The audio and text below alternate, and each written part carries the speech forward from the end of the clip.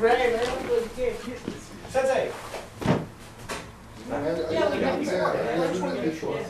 I remember this when he came to the door. Yeah, I just wanted to make sure. And he was here at the dojo one year, right? I remember that. Ray called me last night. He's like, "What's up with that seminar?"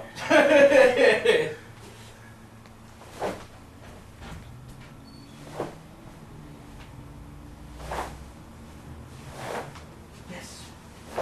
Straight back to the work. Except Basil.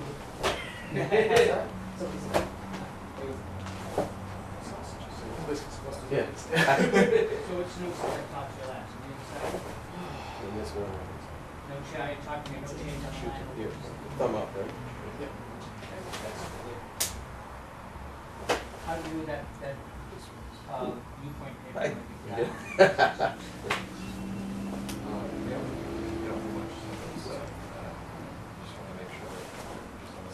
You understand what the whole concept is? Yeah. The idea is I want to check. So it feels like it should be an hour longer. It's not. Cool. Good, I'll use you for this. Thank you.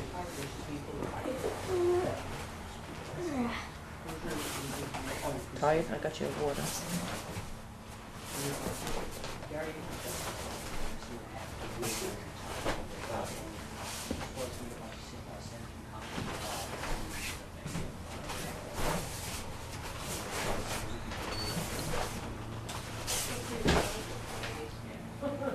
Well, it was a mistake. Yeah. That one. He's a part of our women's self-defense program.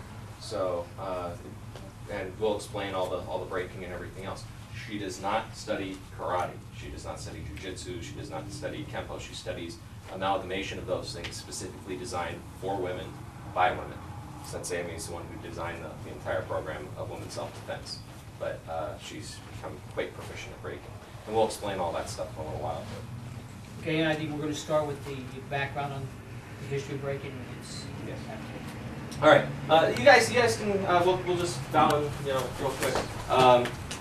Everybody have a seat, relax for a little while. I'm going to talk for a little bit. It's going to be a little bit boring, maybe. I think that you guys will be able to tell a little bit more with the blocks after you see a couple of them broken. You'll see some of the blocks are a little bit wetter on the inside. Some of the, if a block was left outside in the rain versus a block was inside drying out in the ideal environment. Sometimes people leave them in their trunks of the car, so this way the trunk gets nice and hot and sucks out some of the moisture. I've got a whole bunch of theories on that as well. When you're going to tournaments and things like that, you see people that bake their boards, that bake their blocks. They actually try and suck all the moisture out of their blocks. I've known people who did national level tournaments. They salted their blocks, and there's a whole bunch of little tricks and things like that goes along with breaking as well. And I do not advocate the trick part of breaking, but I'm actually going to debunk some of the tricks of breaking as well today. This way you guys can understand the ice break. You guys can understand break the bottom brick. I can actually explain how all that stuff is done. Some of the stuff I've done, some of the stuff I've looked at and been, it's just, the tricks don't impress me. You might as well be a magician. Honestly, anybody can break a brick if it's done in a trick fashion. Anybody can break that 5,000 pounds of ice if it's done in the right way. We're going to talk about all that stuff today as well. So, with that being said, I want to talk to you guys about the types of breaking. Okay, there are several types of breaking that you guys are going to see today and that you guys are going to learn about today. The type of breaking most people are familiar with is power breaking.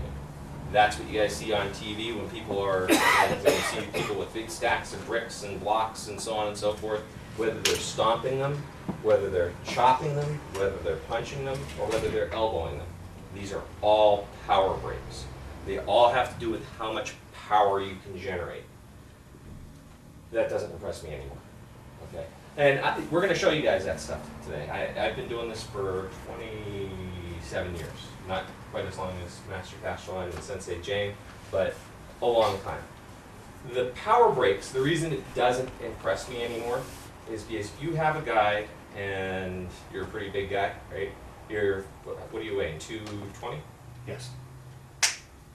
Seriously, that, 224.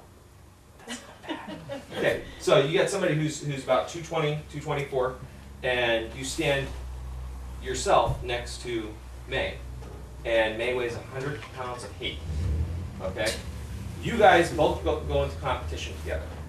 You put 4 capping blocks on a stand, and she puts 4 capping blocks on the stand. You guys both go up to break. You guys tie. There's no way that that should happen. And I'm going to explain why judging just drives me crazy. Every time I judge breaking, I have to give an entire education on judging breaking. If you weigh 224 pounds, and she weighs 100 pounds of hate, she breaks those blocks, you break those blocks, it's just like she broke 8 blocks. Pound for pound, she's breaking more than you. We can all agree on that, right? I have no idea why it's like beating my head up against a brick wall when I talk to judges. So when you go to tournaments, if you go to judge, then you get told, well, you're going to go judge breaking. You have these guys come up almost every single time. They're going to say, oh, he's a better breaker because he broke 4 blocks and she broke 3. Pound for pound, she just broke more. But I said, you broke 4, she broke 4. But if you broke 4 and she broke 3, you'd win. It doesn't make any sense. That's why power breaks, they don't impress me. And whenever I do judge, I give this whole education. When you look at power breaking, if you're going to judge, if you guys are black belts, getting close to black belt, want to be a black belt, want to go to tournaments, you're going to be asked to judge. When you judge breaking, it's a whole different ballgame. Sparring is the easiest thing to judge, and I can get into a whole different seminar if we start talking about judging. Sparring is just a game of tag. It's whoever gets there first gets a point. It should be the easiest thing in the world to judge. Again, judges are goofs, so I can get into the whole thing. I almost had a shiny moment. That's my ADHD kicking in. So anyhow, with the breaking, the power breaking. When you look at people who are breaking with power breaks, you have to look at their size. All right, this is a very, very, it's essential. I can't strike that home enough. So when you guys see people breaking a little bit later, and you watch what people can break, look how big the person is. I've got little kids that break break boards and things like that. That break. You know, I have a 10-year-old who I used to take tournaments and he'd break 3-4 capping blocks. You got a 10-year-old that can do that? It's ridiculous. Wow. It is ridiculous. And sometimes you'd go places and the judges would go, oh, that's not impressive. Look, that girl just broke 8 boards. No girls ever broke 8 boards, but they would still like try and justify things. It doesn't work like that. Pound for pound, look what a person can do with power breaks. That's power breaks. That's the easiest thing for me to explain. Power breaks, look at the person pound for pound, and look at what kind of strike they're doing. Okay, an elbow, a stomp, a ridge hand is much harder to generate power, and it's got a much tighter focus area. So when you're looking at the different types of breaks, I have this whole huge thing when it goes into the judging breaking. Huge. What it is that you're looking for and what it is that you're looking at. Now, the next type of break is a technique break. Technique breaks are, I'm fascinated by them. That's when somebody can break a board with little power generation, but rock solid technique. These are things that I find very impressive. When somebody can just hold their finger over a board and drop their fist into the board. They didn't get a wind up, they didn't get to stand and key up and jump up in the air and smash the board. When you see people that can sit down and break. Now, again, I'm gonna take a step back here. If you see somebody who stands up, again, I'll pick on our 224-pound guy and our 100-pound girl. He comes out and he breaks 4 capping blocks. He stands up and he punches through the 4 capping blocks. She walks over, she sits down on her hands and knees, and she breaks 4 capping blocks. Which one's more impressive? The one that's sitting. Because she actually cut her body in half. She didn't get to marry her entire body behind her strike. She didn't get to use her hip shift, her stance shift, the change of her body posture. She didn't get to use all of that. She actually cut all that stuff away. That I find impressive. And you're going to see most of the breaks that we do sitting. Because, and again, take a step back for a second and say, holy cow, these guys aren't standing up, jumping up in the air and smashing things. When you go on to ESPN, you're going to see like the power breaking. You see these guys jump up in the air and smash stuff. You're literally turning your body into a battering ram, which is cool. It's cool. But again, look at the person pound for pound.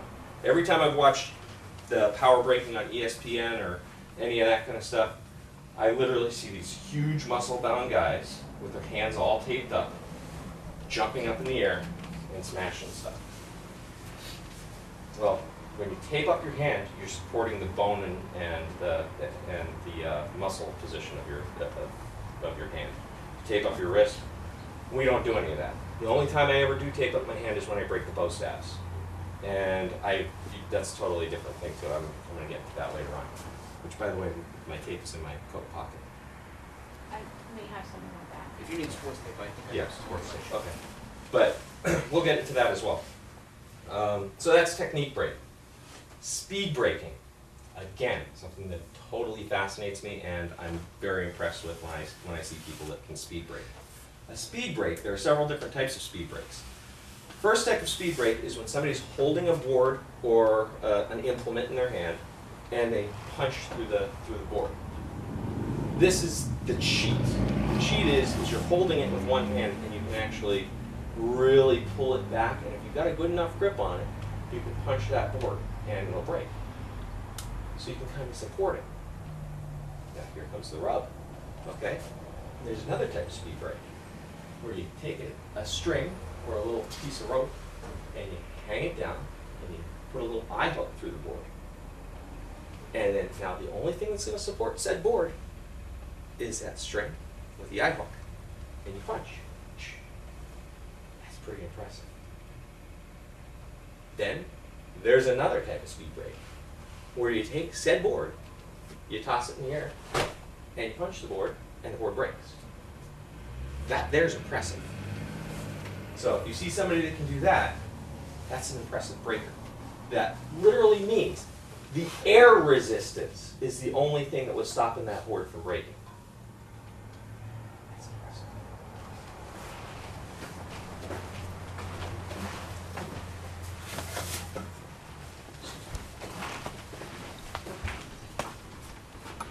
So the first one will be this. The second one will be the little eye hook. I don't have an eye hook or anything. I don't want to do this. But the last one would be that one. That's really cool.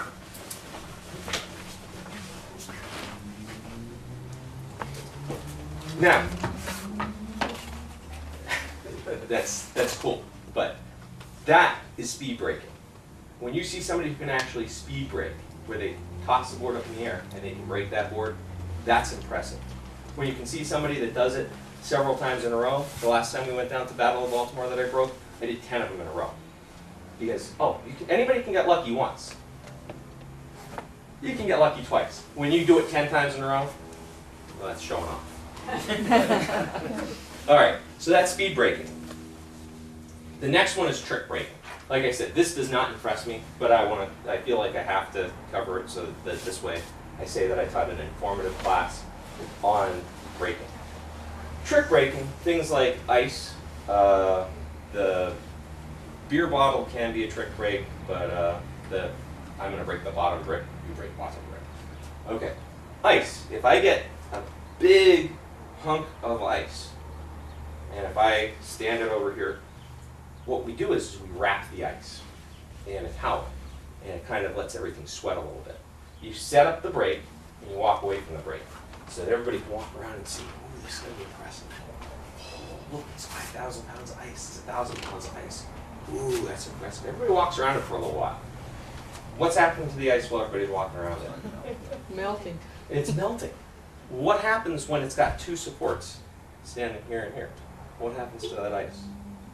Oh, It gets a pressure point. It starts to get little stress fractures. When you can see the little stress fractures, it's time to go to work. You walk over to the ice, you do your wha, smash. and you break the ice. Now all the ice breaks, everybody goes, oh my gosh, you broke 5,000 pounds of ice, that's awesome, yay! Okay, that's a trick break. The idea of breaking the bottom brick, take all your bricks, get all your bricks ready. Make sure that they're the same type of bricks, first thing, okay? Usually they're clay bricks. Don't get the fire hardened bricks, we're going to talk about that in a little while. So, you get your clay bricks, and you take one brick, and you put it in the oven on 750 degrees, and you cook it for a while. Suck out all the moisture from that one brick. Bring out that brick, you put it in your pile. You pick out somebody from the audience that you don't know.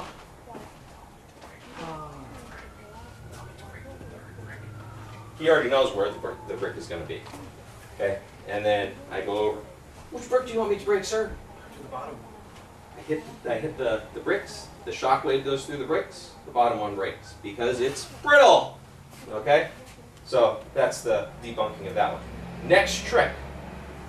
You take a BB. You put a BB underneath the brick. These are all little magic tricks. And they're, honestly, this is why when I see people, I'm going to break the bottom brick. Watch for the BB.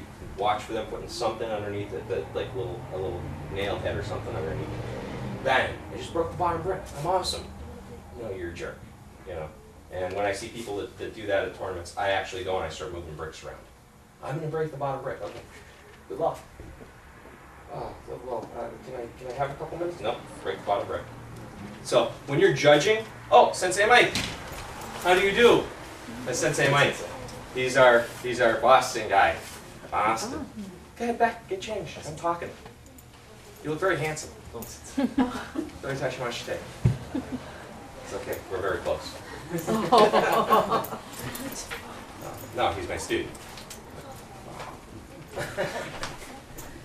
So anyhow, when you see people who say, oh, I'm gonna break the bottom brick, it's usually either the nail head, the BB, or it's they bake one of the bricks to the point that it's gonna break. Yes. How about when they have the 2 bricks or the 3 bricks, and they take the bottom brick, the glass plate? I never saw anybody do the glass plate. I've also seen people that say, I'm going to put a telephone book on top of the brick. All you're doing is giving yourself padding. So I'm going to do this. I've seen people that take a board and they put the board either somewhere in there, and a board actually has some flexation. Okay, a board will actually flex a little bit. I'm going to break the bricks, but I'm not going to break the board. The idea is to not follow through, to actually just hit and penetrate a little bit, and then the bricks will break because the bricks don't have that flexation. I haven't seen anybody do the glass plate. Haji Dukes, his students, they put, it's a brick, they put it on a little support, put brick, glass plate, brick, and they just break the bottom one, and not the glass plate, and not the top brick.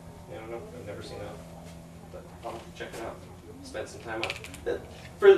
Like I said, there's trick breaks and then there's technique breaks. It might be their technique is so good, that they can do that. These are the tricks that I've seen over the years. Trick because I was like, if you said that, it makes so much sense. That's why I was really trick. What's the trick for that? Yeah, but like I said, there's all these little tricks.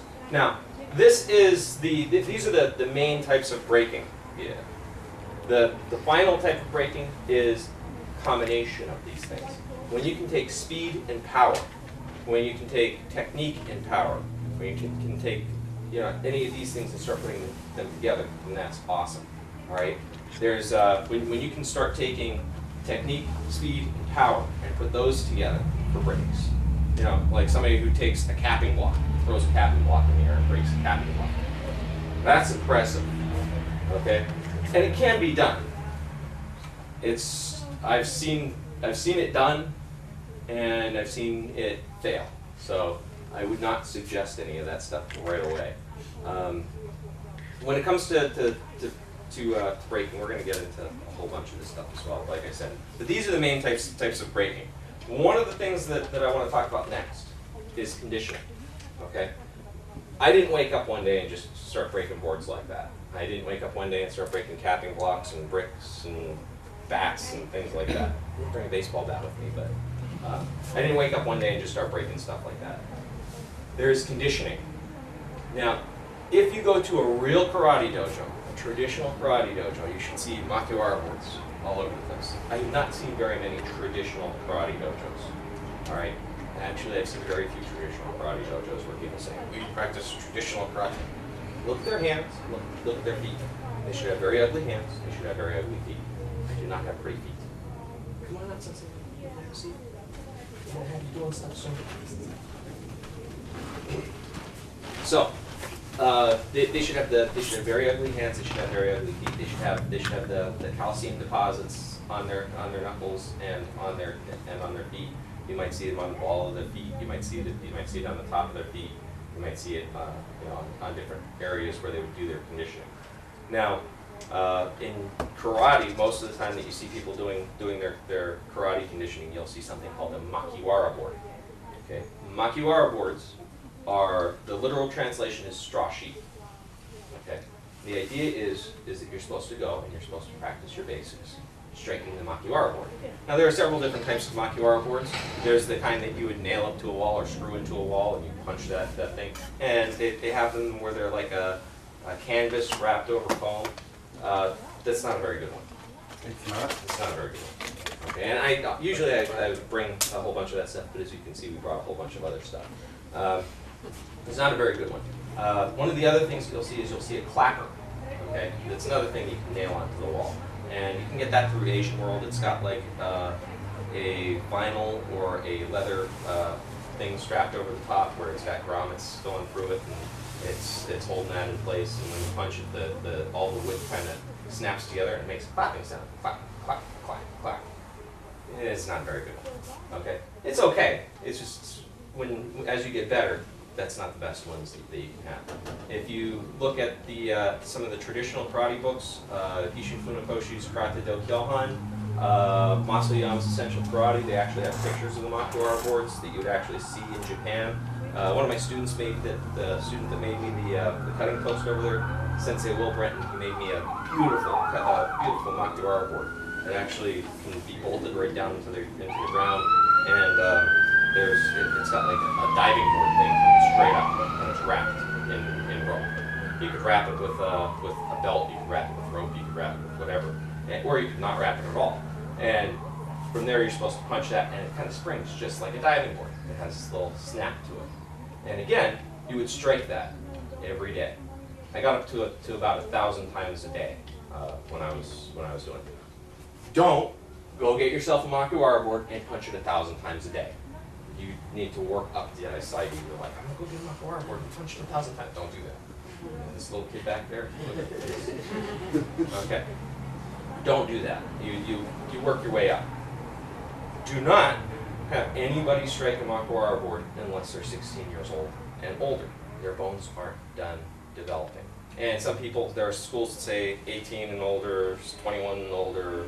I go with 16 and older. That's entirely up to you guys. If you see a kid and you're like, this kid ain't done growing yet, this kid is, that you see the 16-year-olds that are like, yeah, the kid's about where they're going to be.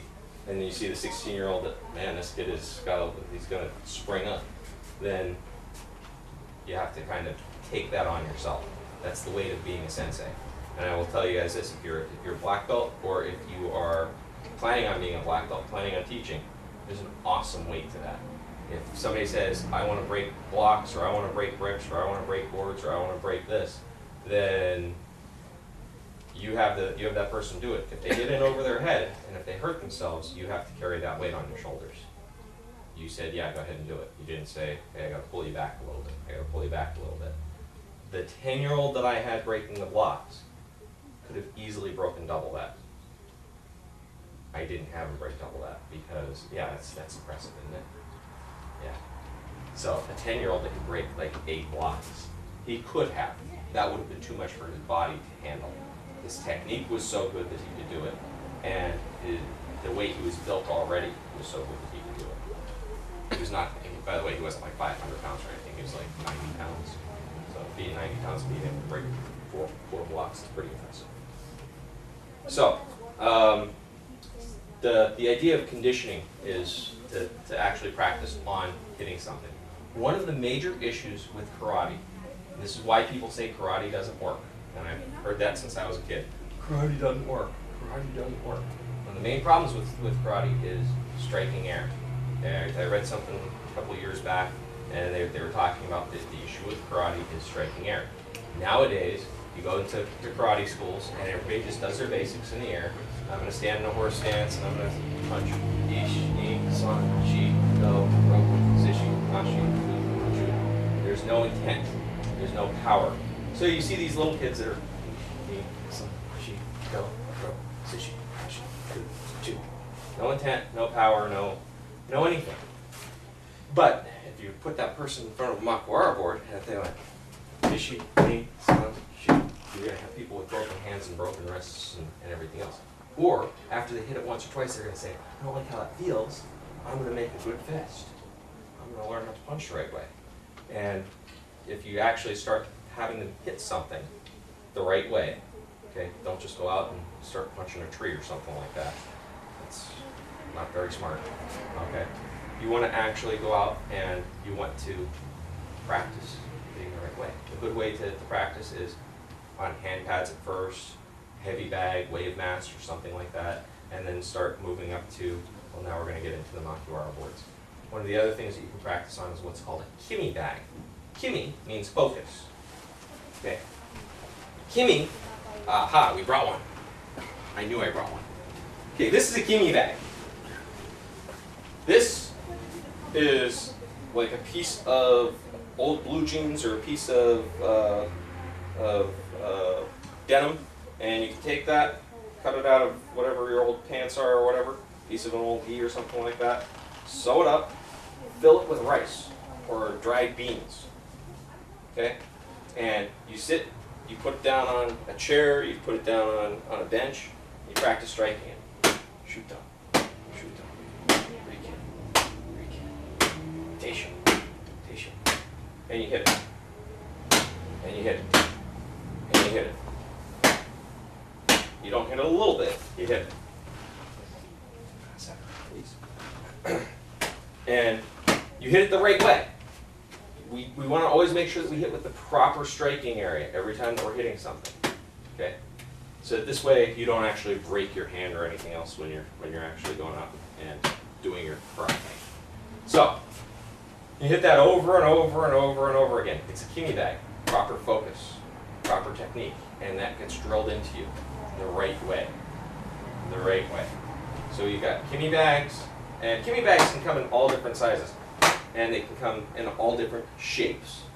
There's the one makiwara board or the one makiwara that they sell from Century that's actually shaped. Yeah, it's got like the little face or whatever on it. It looks like an actual person. I think Master Casterline has one of those hung in his house. Those are good. It's what it is. It's a big kimi bag. And you can hang it up, put it at level, and you can practice all those strikes on it. That's actually one of the really, really good ones.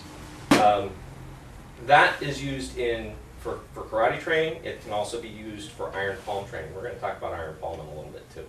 And I get really into this. Again, I'm sorry, like everybody thought, oh, these guys are going to come, they're just going to break a whole bunch of stuff. There's a lot of talking that goes into this. Most people don't teach breaking anymore. A lot of schools don't teach breaking because words don't hit back, or because teachers are saying, boy, I hope nobody ever asked me to hit somebody, or because they didn't actually learn how to do it, or there's a ton of reasons why it wouldn't have gotten done. It's kind of like a lost art, kind of like Hojo Jitsu. These things came over, and nobody stuck around long enough to learn this stuff, and when the teachers wanted to hold something back for themselves. So when the teachers wanted to hold something back for themselves, oh, I'm going to teach this guy, but I'm not going to teach him breaking. Oh, I'm going to teach this guy, but I'm not going to teach him Hojo Jitsu. I'm going to teach this guy, but I'm not going to teach him about pressure points. I don't want to teach you about pressure points too much more. Walk around putting me down. Do the dishes. So, my Ushami moment again. Yes, please do not put any videos up of me on YouTube, because I do have shiny moments, and we have our own video person and everything else. But that and there's certain things I don't want everybody to get. The only reason I'm teaching this right now for you guys is because Master Casterline said I want you to come down and teach these guys breaking. this is usually an in-house thing. I keep this to our guys because, again, it's not that this is the best thing that we do, it's just we do it better than everybody else. So now you guys just got an open door into this. So, now I'm going to get into iron palm. Who's heard of iron palm? Anybody? Okay. Anybody know what iron palm is? I've seen monks break the coconuts, but they sit in the stairs and they pop them. Right. I don't know the condition that goes behind. It's supposed to be a soft style, or a hard soft style. But it actually came over from China, and there's a book. It's called the Bubishi. I love this book. I've got 5 translations of this book. I take it very seriously. The Bubishi is supposed to be the Bible of karate, and it's got 7 wind hands, 7 hand postures, 7 different types of striking for iron palm. And we actually teach this the 7 wind hands. So the 7 wind hands that we do, there is the iron blood palm, there's the iron sand palm, there's the iron bone hand, there's the iron sword hand, there is the iron hammer, and there is the single blade of grass. And how many did I cover? There's the iron claw. We're going to talk about why we don't do that. And and the iron spear hand. Thank you. Okay, so these are the different iron palms. What we don't want to do is this one. This, when you're striking the kimi bag, when you hit with this is it's really bad for you from a acupuncture point of view or an acupressure point of view. When you strike like that, and one of the guys that I actually was very fortunate to get to train with, Sifu Alan Ondash, he learned from a monk, actually learned from 2 monks, and he's a phenomenal martial artist. If you ever want to, go on YouTube, go to Alan Ondash, check out the stuff that he can do. But I'm lucky enough, I've got one of the only 2 diplomas that he's ever signed. And the other diploma was signed by the first person I ever presented a master's rank to. So the 2 diplomas that he signed, and then after that he said, I will never sign any more diplomas. So anyhow, this actually corresponds with acupressure and acupuncture. There are points in your fingertips that actually excite the different organs in your body. Your lung, your heart, your liver, your spleen. And if you're hitting that, it's called dotting. When you dot, you're actually exciting those organs and actually causing those organs to overwork themselves. So we don't do that when it comes to striking the kimi bag or striking makawara boards or whatever else. This is not something that you want to do that. But well, why is that one of the iron bone, or why is that one of the wind hands? That's a great question. I asked that question too.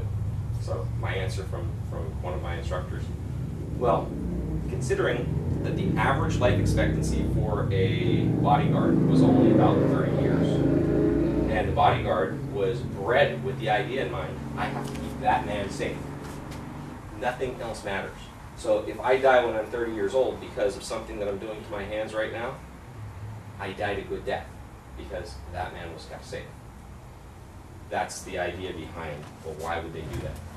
Unfortunately, now, we don't, it's the same kind of concept. Well, we want to live a long time, and there's a lot less of that. Well, I'm going to try and keep this guy safe, and he's on his own. That's why he ended up with a fancy belt. So, the idea is to try and live a long life. Don't mess up your organs. Try and don't do that. Okay. The same idea came with the Makiwara board. You know, the punch in the Makiwara board 1,000 times a day. Like I said, at one point, I was hitting the Makiwara board 1,000 times a day. I was 21 years old, punching the Makiwara board, I've got these big knuckles, my feet, and then I wake up and everything started to go crunch, crunch, crunch, crunch, crunch, crunch. And my dad's saying, you're gonna pay a toll for that later on. And I was saying, yeah, but I get all the glory now. And he goes, you're gonna pay a toll for that. So we go back and forth for a little while, and then I was like, well, all these ancient masters, they all did this. Again, the ancient masters had one thing in mind. I have to keep that man safe. Well, nowadays, people don't have that, I have to keep that man safe mentality, and you want to be able to write your name when you're 80 years old. So, I kind of pulled back a little bit from the Makawara working out. I do still do the hand conditioning and everything else, but I do it with some more moderation.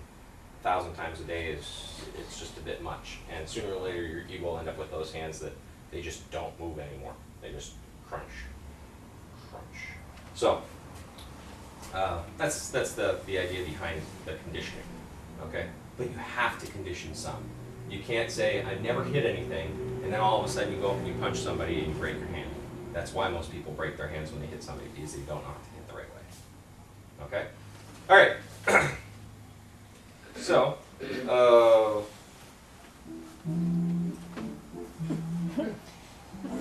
music. All right, so now we're going to get into the laws of breaking. Okay, proper bone alignment. All right, again, when we're talking about the right ways to hit, if I have my, can you give me that big blank right there? They're really good. Thank you, Sensei.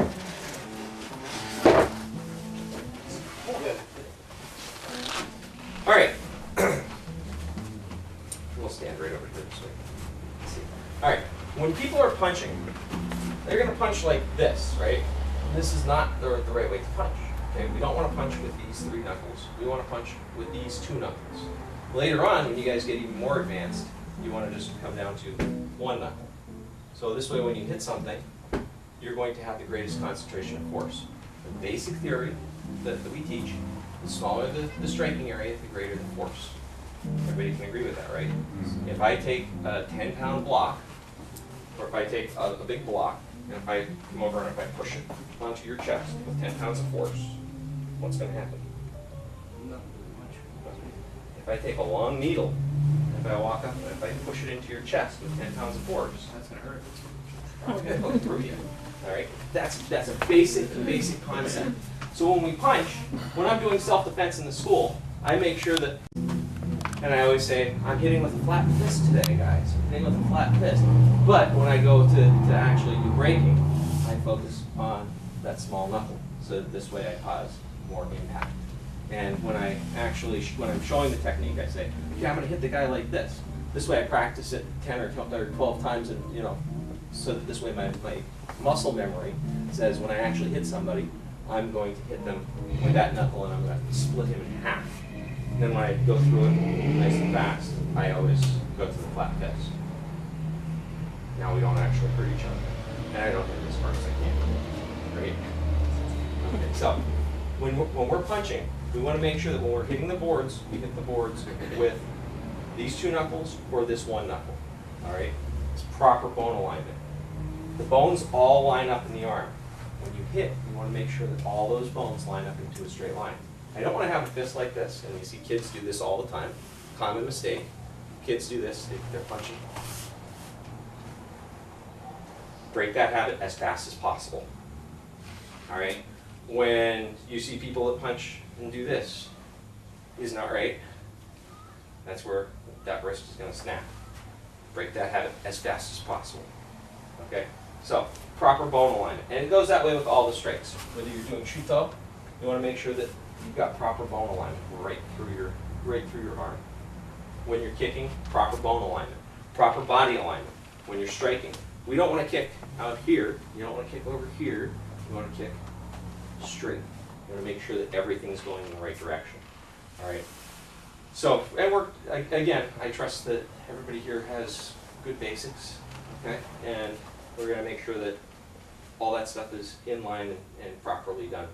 I hope, so this way nobody gets injured, right?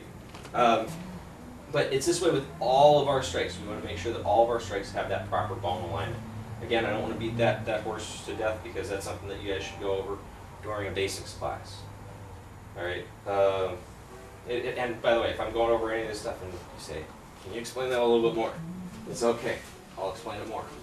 I have no idea what you're talking about. I'll tell you some more. I'll try and explain it in a different way. Okay, whole body weight power. Okay, check this out. The Japanese taught us wrong on purpose. How's that? They did. They did. World War II happens. This is something everybody just takes for granted. World War II happens. What happened to Japan? They lost. They didn't believe in losing. It was supposed to be impossible for them to lose. They thought they were invincible. They did. And guess what? What happens when an older generation gets hit with something totally new? They failed. They reject it. They totally reject it. This is never going to happen. Oh yeah? Didn't happen. No, we lost. No, we didn't. No, you guys lost. No, we didn't. So anyhow, these Japanese guys, they're turning around, and after the war's over, their economy is destroyed, right? It was destroyed. Now they're trying to rebuild everything, and the GIs are there, and guess what the GIs started to do? Started to learn martial arts. And so now these dojos are starting to get filled up with people. And guess what a lot of dojos were getting filled up with? Americans. It's American. Ting! So, you have all these guys that come over, and they're all training in this dojo.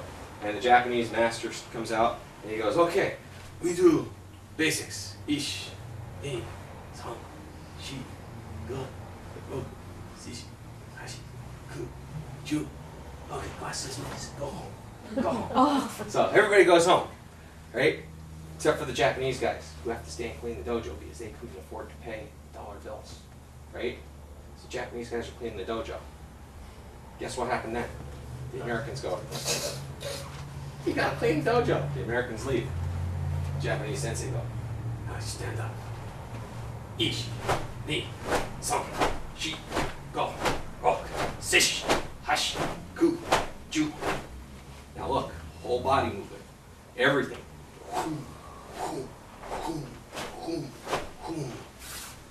Wow.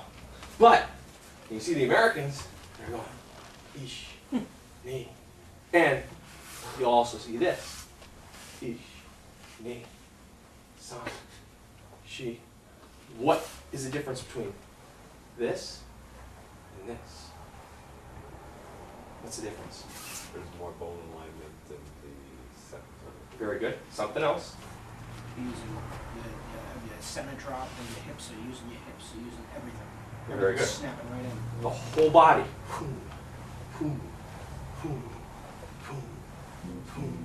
Now everything's involved in the punch. This is called isolatory movement. When you see people doing this, you isolate only the arm. And a lot of people, and a lot of very good masters, still are able to just do the top part of their body. Some only do the hips, some only do the feet. When you can do 2 or even 3, your power is ridiculous. Okay? Again, imagine picking up a weight. Pick up that weight with one arm. When you go to the gym, that's what you do. Picking up weights with one arm. Okay, 2 arms, 1 muscle group. Okay? You're focusing just on this one muscle. So now I've got big biceps. But when you're doing a true martial art, it should be the entire body that works every time.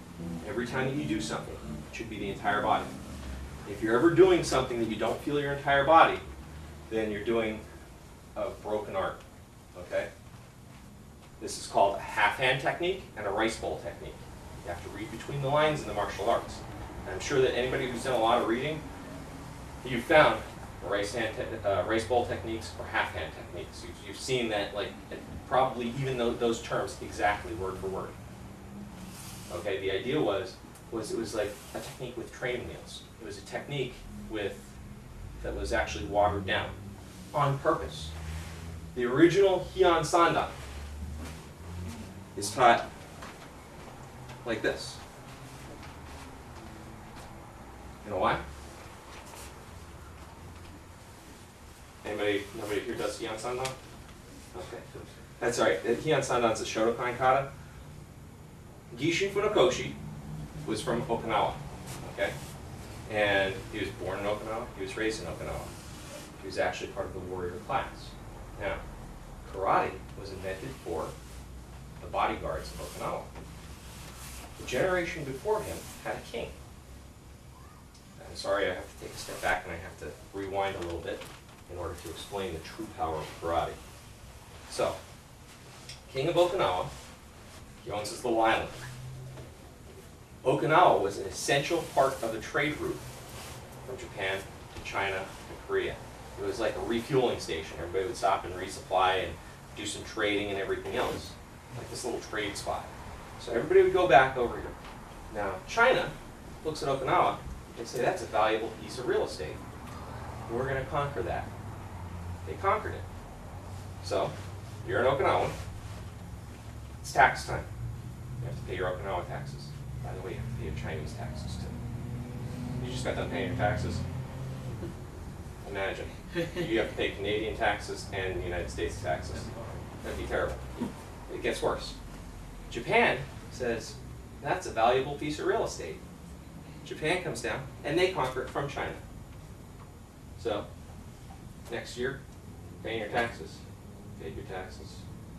Pay your Okinawa taxes. You have to pay your Japanese taxes. There were times that things got so confusing. Japan and China conquered them at the same time. You just got to pay your taxes. You've got to pay your Japanese taxes, your Okinawa taxes, your Chinese taxes. You've got to pay all your taxes. All these taxes. That's crazy. It's crazy talk. You have to pay all these taxes. Then one day, the king of Japan got smart. A little bit beforehand, these guys, whenever they would conquer, you have to actually go to war. It wasn't much of a war because Japan and China, or China versus Okinawa, but it was still a war. Good way to like reduce the losses. Outlaw weapons. So they outlawed the weapons. So he's the king of Okinawa. Okay, you get to be the king of Okinawa for my story. All right. Taxes, tax time, guys. I got it. So, he's the king of Okinawa. All the weapons are outlawed. You got people who aren't happy. They're paying lots of taxes. He still has to protect himself. So what does he do? He finds the 5 toughest dudes on the island. Matsumura, Itosu, and there were 3 other guys. Okay, but these are the 2 guys who are super, super relevant. Okay, so these are the tough guys. They come over. They actually create a martial art that we now know as karate. It was Nahate, and it was Tuite, and it was all these things. Okay, and then it developed into karate. So these guys created their own martial art, which they practice punching a mako board. Why? Because we got to keep the guy safe. So they practice punching stuff. Itosu was actually so good with the mako board that when he would go to the dojos to practice, he would break the mako boards by punching them. Boy, I wish I brought my mako board with me. My mako board is ridiculously, like hitting that, you go, ow! Okay, he would break those. So, after a while, in breaking these mako boards, what he did was, he actually started taking his sandal off and nailing it to the wall and punching that. And it's, the thing that you nail to the wall. Kind of got that. All right. So he's punching that. After a year of him practicing like this, they had to rebuild the stone wall. Mind you, it was not a stone wall like we have today. It was a freaking stone wall. That's ridiculous. That's like the word ridiculous. Yeah, when you try and wrap your brain around that, That's insane. he punched holes through stone walls. There's also a legend that when a hurricane came through, he decided that he wanted to see how strong his horse stance was, so he stood up on his roof, and while standing he just stood on a horse stance on his roof during a hurricane, just to make sure that his horse stance was that good. What did you do last week for your workout? Break down a wall, stand on a horse stance through a hurricane? Brown belt. Excuse me? It's your brown belt. Yeah. So, anyhow, this is the idea behind karate. Okay, the kind of conditioning, the kind of stuff that goes into the conditioning. But now, here's our story. It's going someplace. Hold on a second. Oh, yeah. It's going someplace. This is very. The king of Okinawa, when the king of, or the emperor of Japan finally wises up, he says, well, I keep on going down there and conquering them. I keep on having to go through all this stuff. You know what I'm going to do? I'm going to invite you to come and stay with me. So the king of Okinawa says, well, you know, I got business to attend to here. Don't worry about it. We'll send some people over to take care of your business. You come on and visit me with your family. You come and stay with me. Okay, I'll bring my bodyguards. You won't need them. Just come visit us. King was never heard from again. He went. Wow. There's my story. Now, we're bodyguards. Okay? Here we are. We're bodyguards. Look, 1, 2, 3, 4, 5, 6. There's 6 of us. Okay, there you go. We're bodyguards. We're getting a little bit older now. You don't get to be a bodyguard because you're too young. Okay. We're getting a little bit older now. So we're training up our next generation. Your whole lives, you guys grew up with the whole idea you guys were going to replace us to protect the king. So, he's getting older. He's getting older. They come to us and they say, sir, what do we do now? I don't know. Now, Gishin Funakoshi was one of that generation. Again, it doesn't come right out and say it in the history books or anything because there's certain things that they have to kind of read between the lines in the history books. Okay, this is my supposition here. Okay. So, as teachers, we say, I don't know, man. You got to find your own way. Just like a lot of teachers end up saying, you got to find your own way, man. Find your own way. So now you're going to go out. What are you going to do? You would be Kenwa Mabuni. Kenwa Mabuni became a police officer, and he ended up training a whole bunch of police officers. He moved to Japan. Yeah, that's where the work was. You end up being Gishin Funakoshi. Gishin Funakoshi was, he was very good at writing. He was an author. He taught like Japanese, and he taught writing and whatever. And he ends up moving to Japan, and he ends up getting a job teaching and militarizing the schools. That's why we actually wear the different color belts. Did you guys know that? That's a pretty cool thing too. You know why you wear the different color belts? Right around World War II, that's when the belt system came about. This isn't like an ancient thing. This is right around World War II. Okay, everything below black belt is supposed to be a enlisted rank. Everything above black belt is supposed to be an officer type rank. That's why, like in a lot of schools, the black belt walks in, everybody bows and pays courtesy. It's kind of like officer on deck. Everybody turns around and salutes the officer. That kind of same idea. Get it? Kind of cool. Okay, because right around World War I, World War II, the Hitler Youth came around. That's when Boy Scouts came around. That's when all these different agencies started coming around. But Gishin Funakoshi, now back into this full swing of the story, Gishin Funakoshi decides that he's going to go teach the school systems. But this is a disciple art. This is an art that we're supposed to hand down from one person to the next, from one person to the next, from one person to the next. This is not something to be taught to the masses, but they needed to militarize people. So what they did was they watered it down. They said, we need to teach 1,000 people today, so that this way they can go into the military. So we're going to come up with this belt ranking system, and that's a whole different seminar by itself too. We're going to go into this whole different thing, and you need to teach everybody. So what they did was they took a kata that was designed for bodyguards, and they made it into aerobics. Why would you do that? Because so that you can learn it faster, and because you don't want little Billy and little Tommy to get into a fight, and little Billy to break little Tommy in half. Right? Because kids will be kids. Now, if it's a disciple art, you can look at your disciple and you can say, listen, this is a secret. You can get indoctrinated into it. When you're teaching to the masses, you have to say, I'm going to teach to the masses. I actually was lucky enough, because of somebody, that I believe we have the bodyguard art and we've got the school kids art. Okay? You'll see Sampam Pinam and you'll see Hian Sandan. Hian Sandan, school kids, go like this. Okay? The way that it should be done is like this. Okay? Bodyguard version, Sampam Pinam, which is Okinawan. Okay? Hian Sandan. Translation, peaceful mind, third form. Okay? Okinawan, Sanpan Pinam. Peaceful mind, third point. Okay?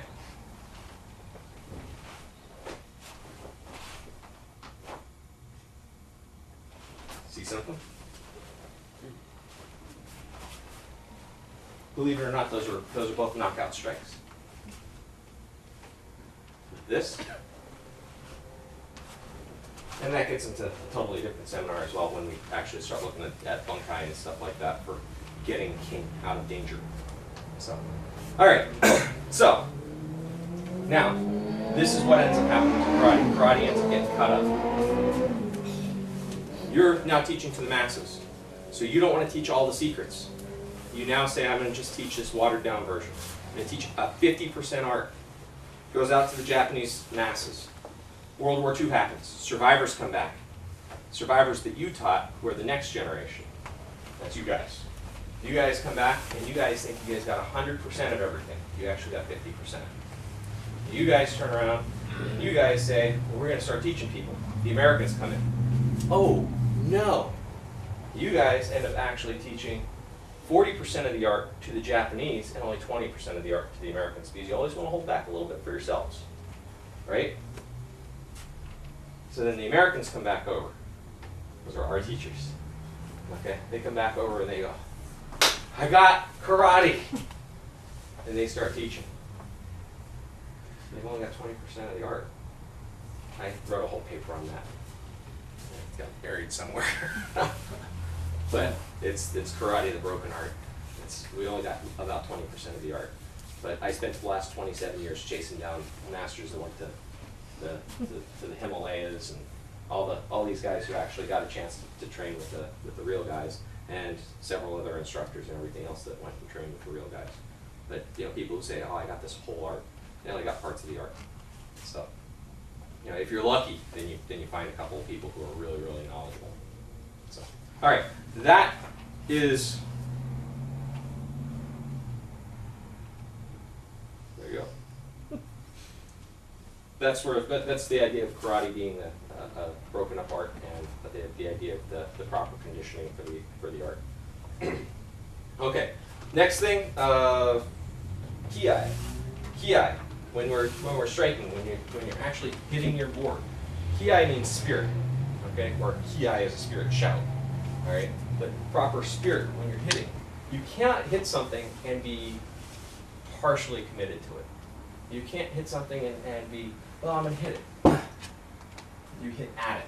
You didn't hit it. That's one of the hardest things to explain. When you're going to hit something, you got to hit it. And you see this all the time with kids, or you see it all the time with people who are scared of breaking. They hit at something. They go, it didn't break. Ow, I hurt myself. Okay? That happens. If you're totally committed, you're going to hit something and it will break. And you have to have the conditioning and all the other stuff that goes along with it. You just can't say, oh, I'm committed to breaking this, bang. I admittedly broke my hand. Okay. Everything has to fit together in order to properly break. All right. Perception. Your perception of reality. Again, the mind is a very, very, very powerful tool. It is the most powerful tool that you guys have. If your perception says that that brick isn't going to break, it's probably not going to break. You have to believe wholeheartedly that you can break that brick, that you can break that board, that you can break that bow staff, that you can break that, whatever it is that you guys are going to break. And that helps, And then every once in a while you get smacked by reality. Oh, I believe I can break 20 blocks. You can believe all you want, buddy, but it ain't going to happen unless you put in the work, unless you actually do the conditioning and everything else, and have all the body conditioning and everything else as well. All right, demonstration for this. First type of breaking that we're going to go over is the power breaking. Again, power breaking is this is what you see when you're watching ESPN, where you see the people standing up and punching down through things. You go to tournaments. Probably, I would say 90% of what you will see at a tournament will be power breaking. So this is an example of power breaking. Sensei Amy is a 3rd-degree black belt, and Romaine is in the women's self-defense class. No official rank, but she's been studying on Wednesdays for 6 months. 6 months. So 6 months worth of Wednesdays, just women's self-defense. Okay. We're going to do a stop. Okay, stop. Okay. And you know, to produce that amount of power, if you're teaching a class and you're saying, all right, well, I'm teaching a women's self-defense class, or I'm teaching any type of karate class, or teaching to whoever, well, how much power would I put out if I did a fumokomi geri, a stomp kick, on somebody's foot? That will definitely break somebody's foot. All right, and then Sensei Emmy is going to do an elbow. Okay, an elbow. All right. Notice again, she's sitting down. So sitting down, you don't get to jump up in the air and smash down, or you don't get to smash down. One of the other things I'm going to talk to you guys about real quick, this is one of my least favorite things in breaking, is when you see somebody come up to a break and they go,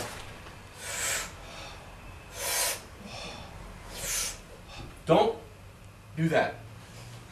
It's stupid. Okay? In karate, when I'm out on the street, I don't go get into a fight and go, she's going to laugh me to death, and she's going to probably punch me all over the parking lot. That's not how things work. I don't teach people to break like that. When you do that at tournaments, I start deducting points with the first windup. Okay? This is supposed to be combat application. What you're going to see is a person come out, they're going to hit the thing, and it's going to break. That's what you should see. If you see somebody winding up, I'm going to do it like this, I'm going to do it like this, you should not do that. There are, every once in a while, an exception. I wind up my fingertip, or my finger whip, because I have been told, oh, you're faking that. Because nobody can wrap their brain around it. So I show, look, this is my finger. This is my finger. I'm going to show you this is my finger. And then after I break it, I go, wee, look, I can do this. I'll do my finger whip later on. Okay.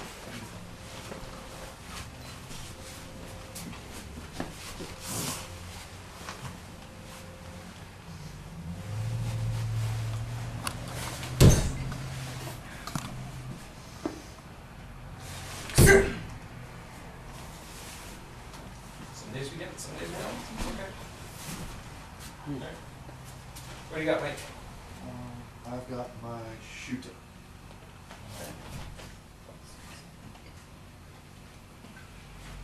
Are you sitting now, or are you back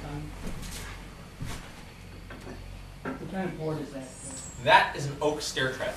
Okay. We do the oak stair treads.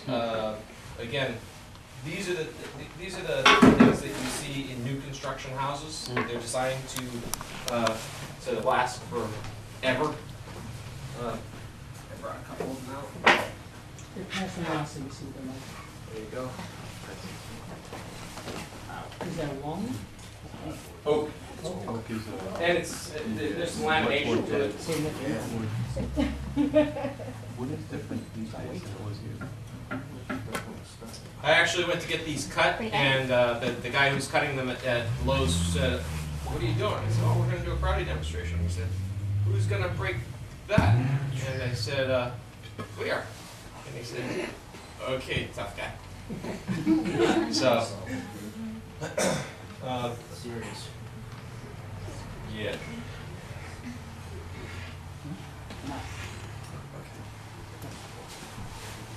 What's up? Serious. Heavy wood. No, Serious oak wood. is nice. That's no joke. Let's save that one for you. Dave. Your light work? Yeah, it's not breaking with my nose.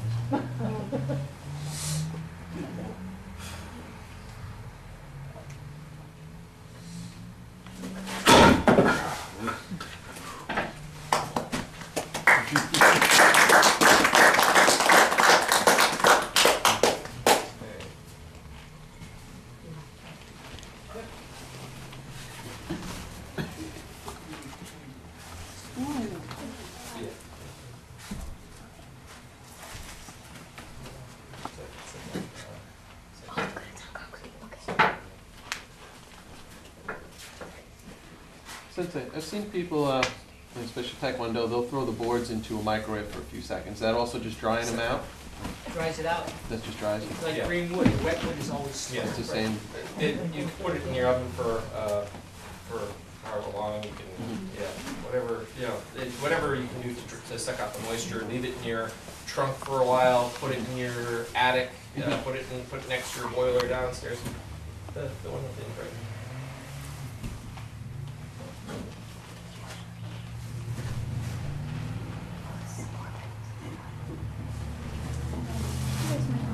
there a technique to the edges? I'm sorry? Is there a technique to the span Of of where you, how you lay the cinder blocks? there is, and then there isn't. There's a whole thing, and we'll get it. Alright, sorry. It's okay. Sorry. So this is.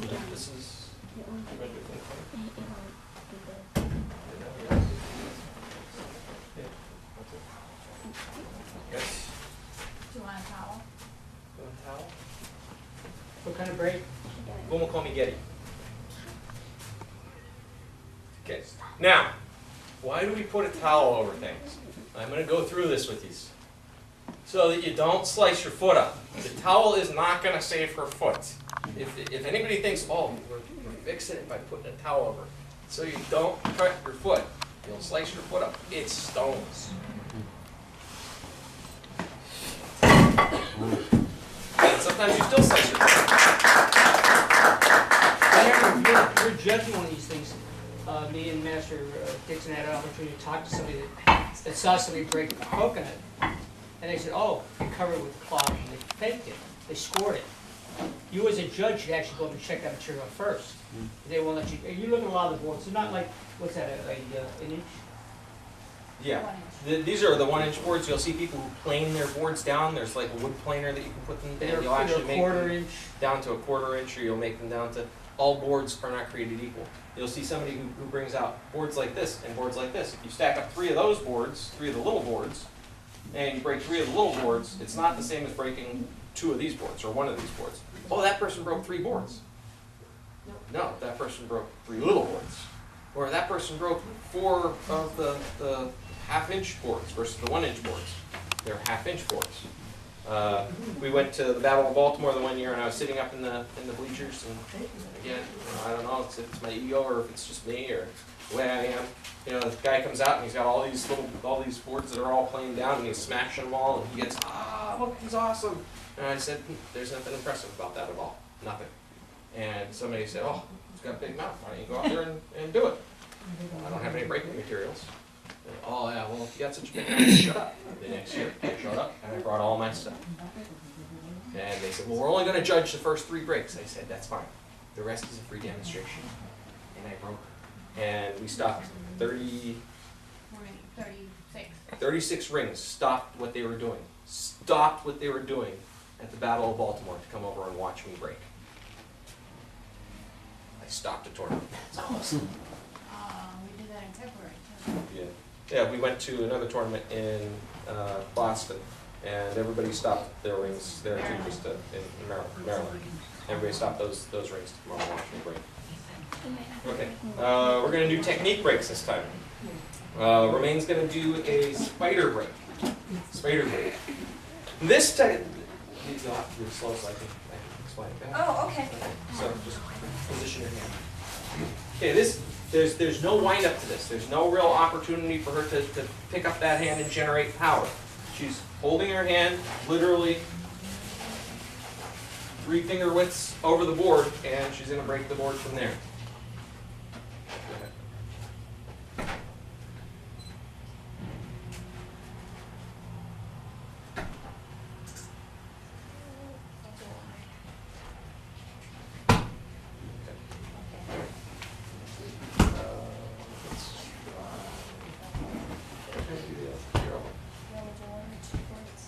Let's do 2.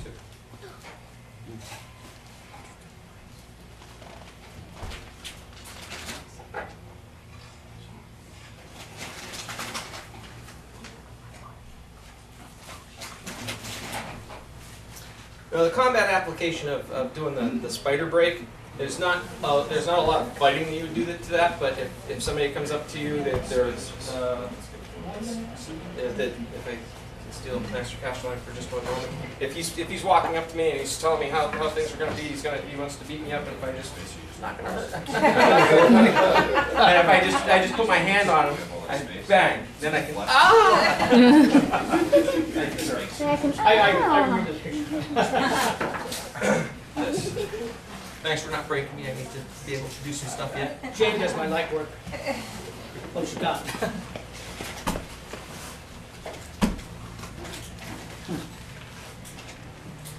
Oh, she's doing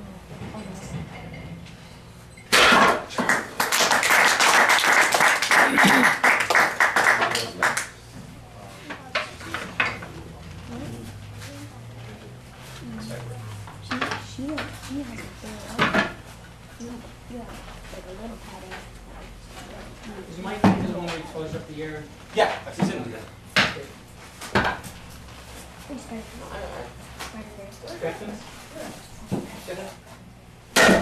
There you go. Alright, and then we're gonna have Sensei Emmy's gonna do the finger drop. Do you want to do the hand flip or the hand flop?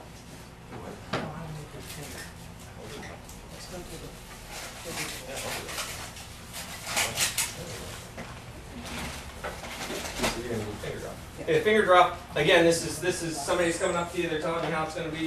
You can be right here. Boom. How much power can you generate from right here? Bang. More than a little.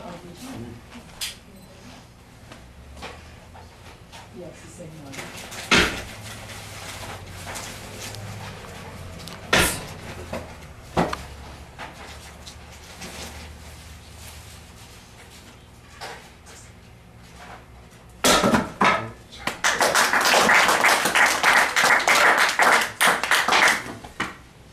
Now, here's again, whatever it is you guys are breaking on.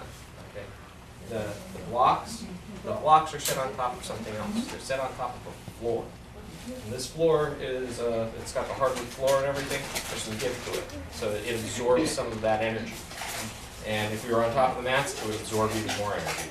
So when you're judging people's breaking and everything else, you want to look at that. Well, what is it that they're breaking? And what kind of surface are they breaking on? If you're breaking on something that's got give to it, I would not allow people to break on mats because that's squish too much. So you've got a bunch of students who've never broken before. You can see these are veteran breakers, and there's some issues with the floor, but we'll work around it.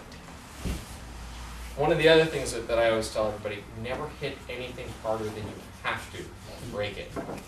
Okay? There's a reason, because when you hit, you're going to continue to send that energy through. Okay? There's a whole concept called key looping, and I get into that in a whole different seminar too. But when you strike, if you actually hit too hard, then it just sends that energy off. It just goes off. So these guys are used to hitting so hard to break a board or so hard to break a block, and it's not happening for, I'm going to say because of the floor, but in the end, you can't blame it on anybody but, oops. All right, we're going to do technique break, so we're going to do the hand flip. Okay, we've got the hand flip, and we got the hand flop. All right? No.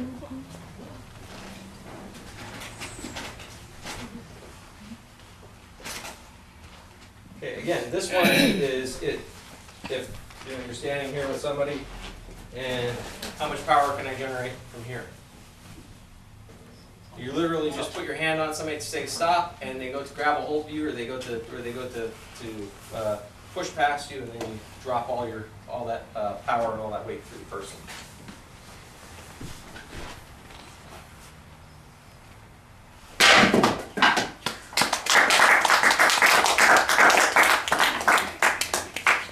There's not a lot of wind up to that. This is the way that you'd actually step and strike. When you see somebody sitting down and just going like this, it's impressive. I've seen people break from all over the country. People don't break like this. Okay, and then other one.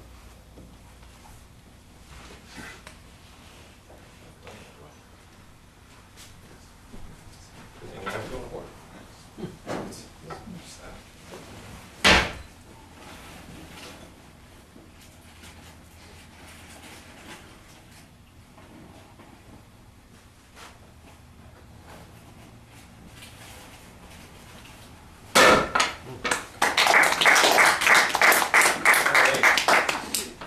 And we're going to do some speed breaks. So since Andy,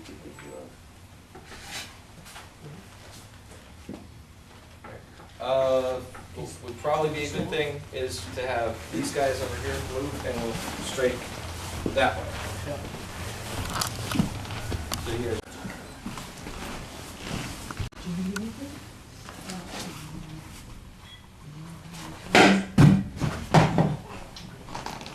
I'm just gonna stay over here in case it comes by you. Oh.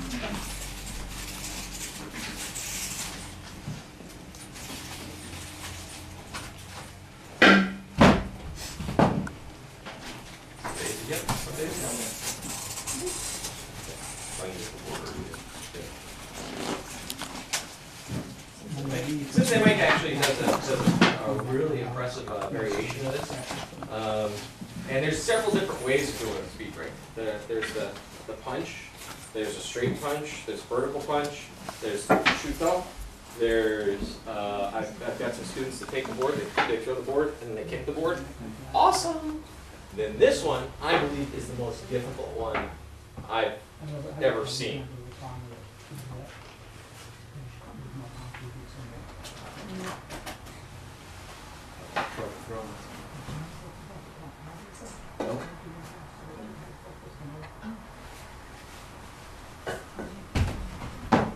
It's more in the throw. Yeah.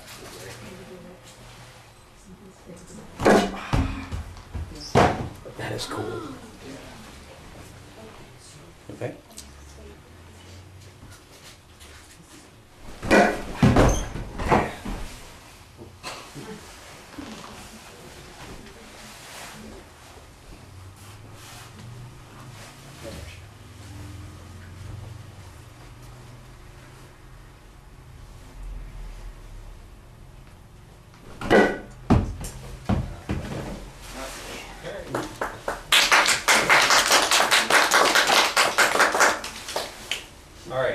As I said before, board, the harder the board is to break.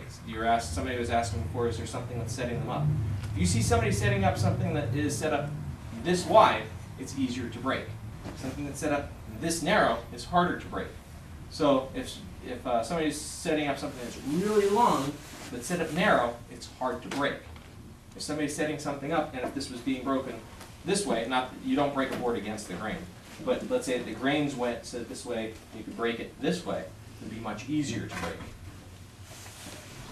The longer the board, the harder the break. So.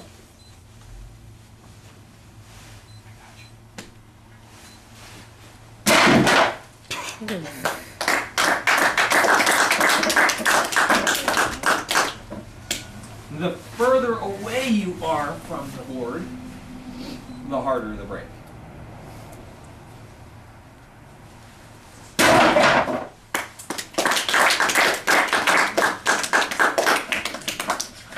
Almost like jujitsu, the further your center is from the person, the harder they are to control. If you see somebody who can control somebody from far out, somebody who knows what they're doing.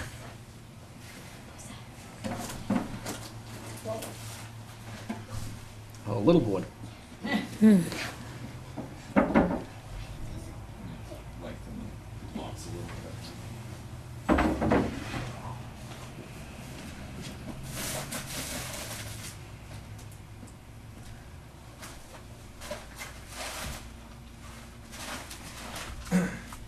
So most people, when they sit in front of breaking materials, again to try and explain this a little bit better, most people, you'll notice, and I'm going to tell everybody, Sensei Emi's going to tell everybody, Sensei Mike's going to tell you guys as we're working with you guys, you want to sit as close to the blocks as you can. You want to be in the center of the blocks.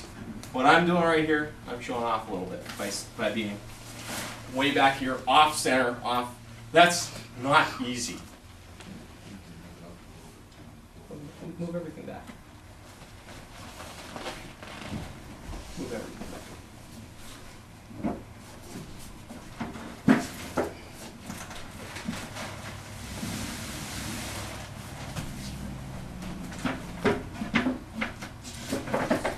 This one, how tall is this? Is this a 6 foot thing? Let's see. Let's say it's about 6 feet. Sit snuggled up to the board. We want everybody to snuggle up to the board.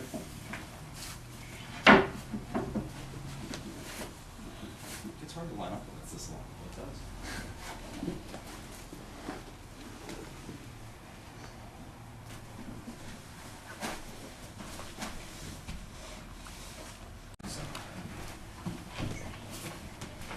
Then, every once in a while,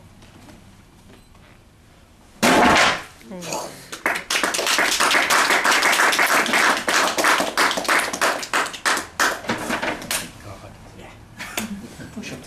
We're not bad at that.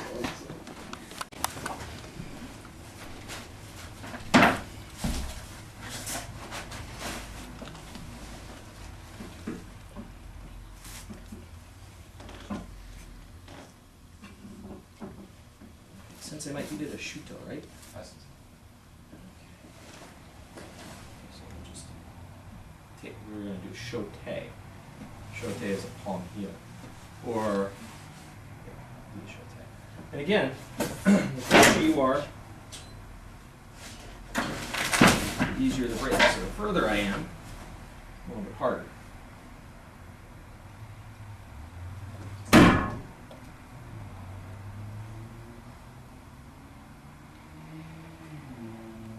Let's do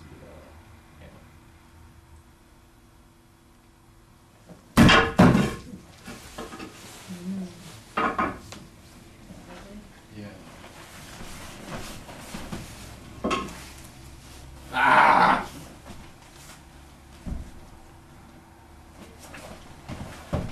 Technical difficulty. Please stand by.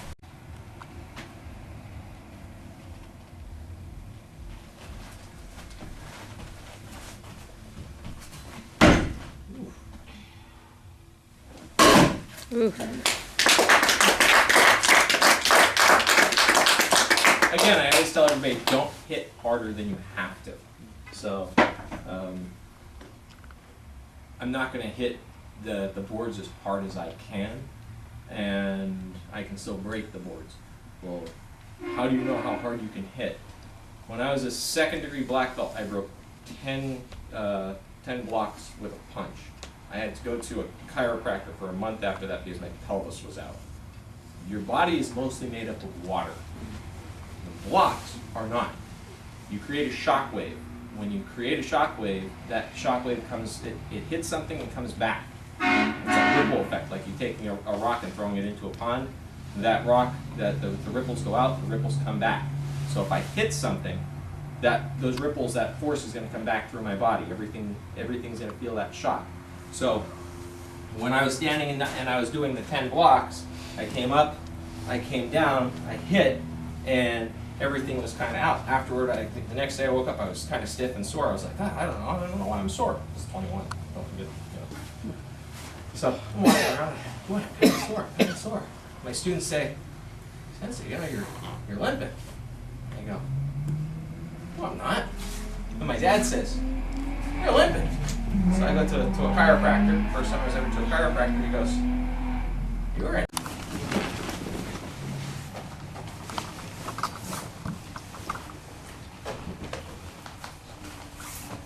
And I get to the one movement Nakata, and there's a strike.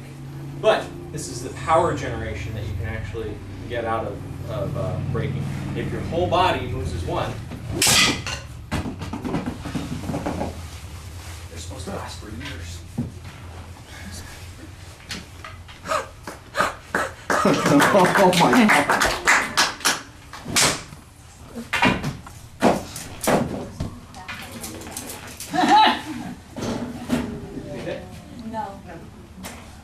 So, again, I get more than one of these, so this way nobody, first time, he got lucky. Second time, maybe he's still lucky. After that, springs a little bit.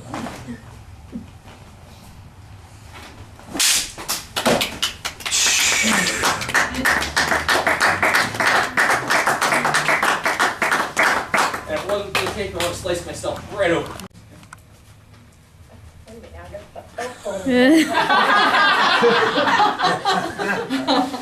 Okay. Okay.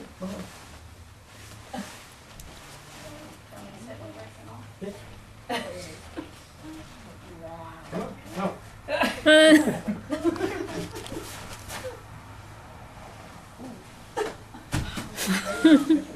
Okay. Oh my God. Okay. Now, are you sure? That's 210 pounds. I don't think you can. I was thinking about putting mini apples on it instead of maybe with a slow technique. Oh my.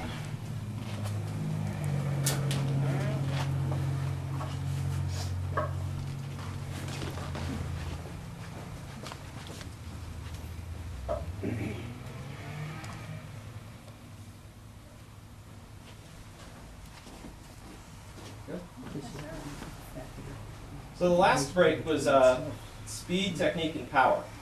This is an example of iron body.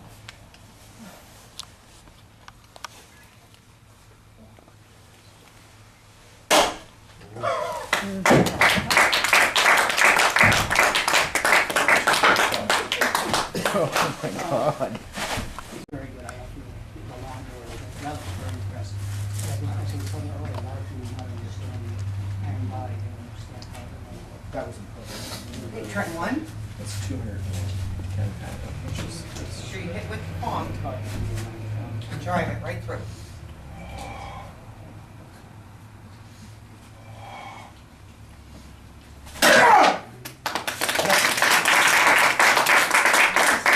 As much shots as you can as she's preparing herself.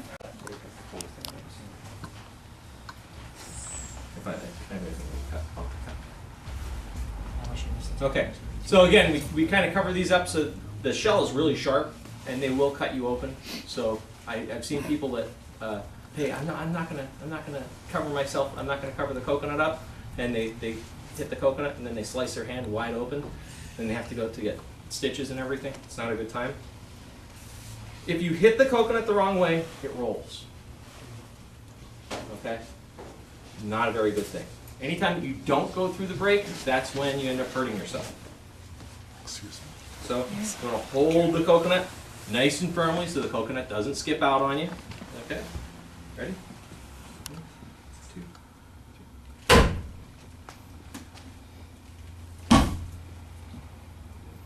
2. That's good and broke. That's awesome. You can hear it when they break. They just go crunch. There you go. Yep.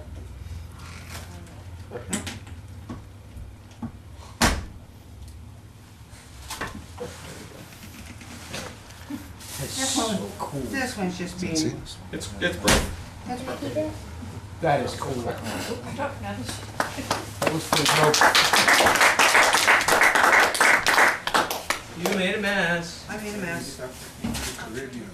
Oh, I actually did that in Jamaica with one that was still in its husk. Good night, everyone. Have a good Good night. You didn't do one tonight. You want to do one? Have you done one before? You want to do one? Sausage on it.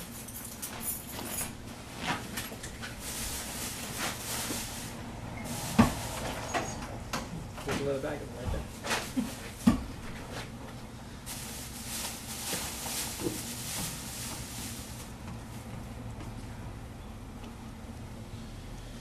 Got it? Here. Oh, the coconut. Kids love it when you do this at demonstrations. They all run up for a piece of coconut. Oh, there's only like 3 kids here today, so. Whatever, man. I'm just saying, Sensei might want to go do a demonstration and break a bunch of coconuts. More coconut for each one.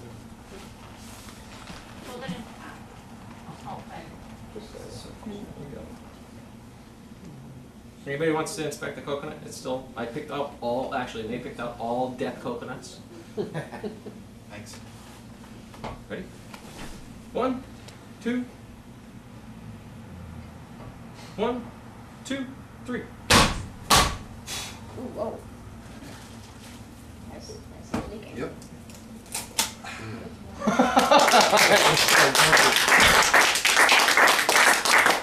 So there was an instructor that saw me once, and he said, it's one thing when you can do it, it's another thing when you can make other people do it. A master is one who has created masterpieces and is capable of creating more. So, it's one thing if I was able to be good at breaking, it's another thing when I have people who are consistently good at breaking around me. Okay, saved a couple coconuts for the black. Very nice. What's your best approach?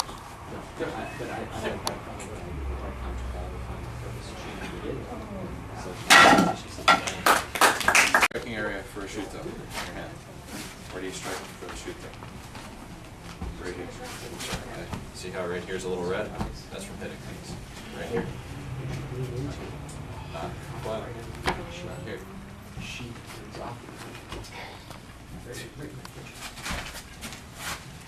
Will but Now you know why I don't keep. Push brakes. I learned this.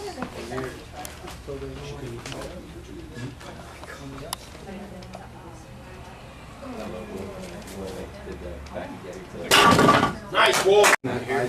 Right here. Same as the shoot. I like, It's a little bone that kind of sticks out. That's your palm heel. Right.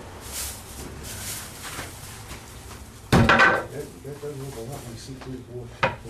That means everything.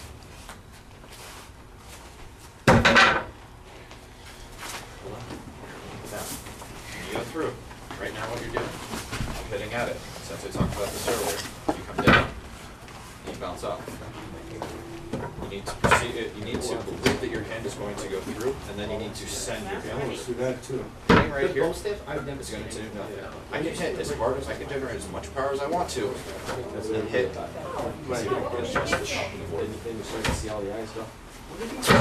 Did he just do? I can hit just the top of the board, and it won't break.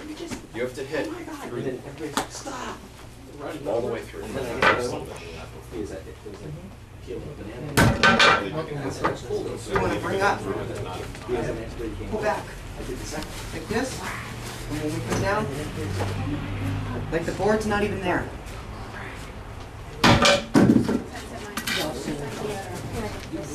Let's try this now. You see it at the last second, he has him up. Right through. Okay. Now, you want to touch your Somebody. Yes.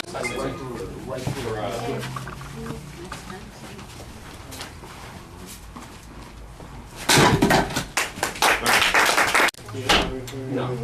Want to hit? You're going to see that. Okay. You don't want to hit through your heel. Okay, don't drive forward. The power brakes, honestly, they don't impress me because the bigger the person is, the more they.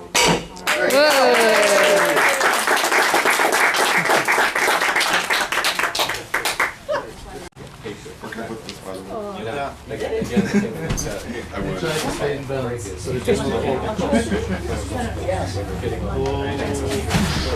technically, and there's a great book called The Physics of the Martial Arts. Doing good. How much pounds per square inch you got. Yeah. Try? The flat of the hand that she's hitting. Which do you wanna try?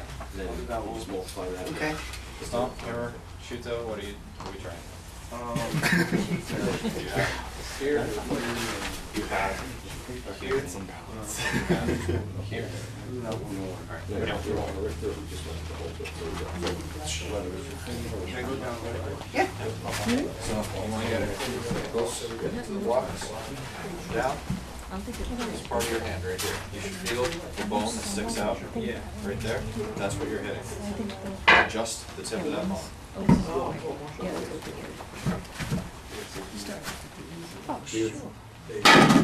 There you go.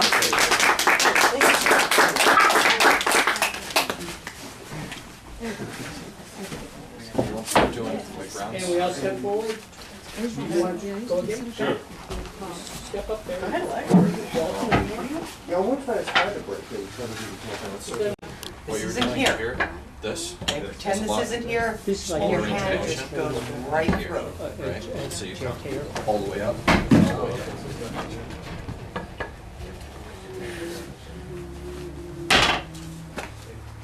So you're watching where you're hitting. Don't close your eyes. Get closer. Move closer. Here, do you want to switch sides? Will that be easier? Because you're like half on the mat. Yeah, you can come to this side if that'll sure help you get closer. Okay? Up You want to be close. and down. There. Just literally snap.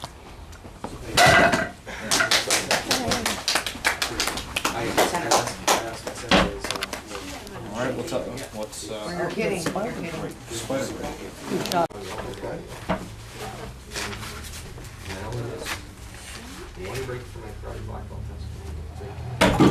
Okay. Yeah. It's all right. Next person.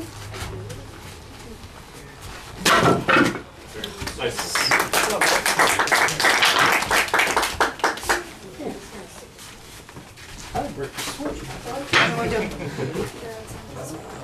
You're gonna attempt the spider break. Okay, this you have to stab. I did. Okay? You want your hands like this? Alright, what's up? Okay, get closer. Elbow? Yes, you can do an elbow. Now, you can do an elbow, and make sure you don't hit your funny There you bone, right? Because if you ever hit your funny bone, it stinks for a little while. Okay, right here, just instead. So, Okay, you want to try this time? Not here, right? yep. What'd you do the last? You did the stomp the last time, right? So, Let's you want to try. come all the way up and all the Try way down. palm. Get close. Okay. Here, you want to kneel over here, because then you're not on that lip. Okay, get as close as you can. Okay. Get closer. You almost want your knees to hit the blocks. Okay. Bring your hand up.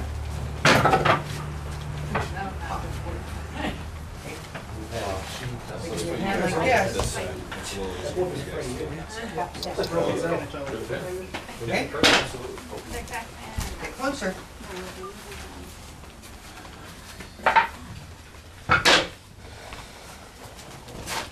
You're on my phone. I don't know where to put it down, honestly. Don't hesitate. Where should I? More. So, what break are we gonna do? Okay.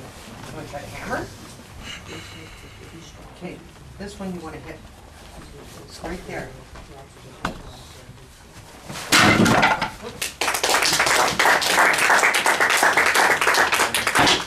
Okay.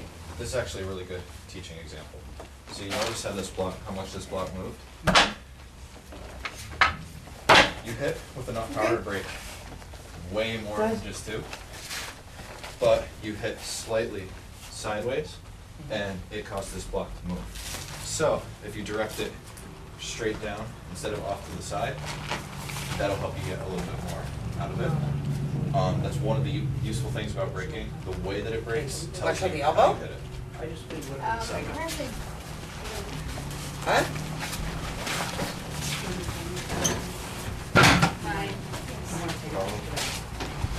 Let's do. And make sure you hit. Yeah. You're going to do that. You want to hit with those. He asked me to break like 2 arms.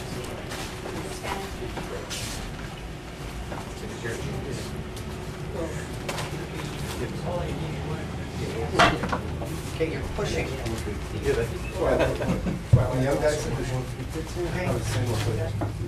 palm will work when you're standing. Bring your palm up. You want to lock your arm and push. Try to palm. Try to palm from a standing position. And drive. Locking the arm. Don't stop. Drop. I dropped my palm. Okay, that's the thing. You see a board, you do yourself, if I hit it really hard, okay, it's not there. You want to drive, so it's not there. Blocking the arm.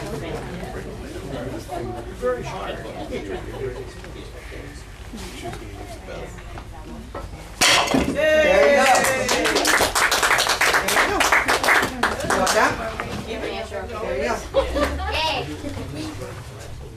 What do you want to do? You want to try your elbow?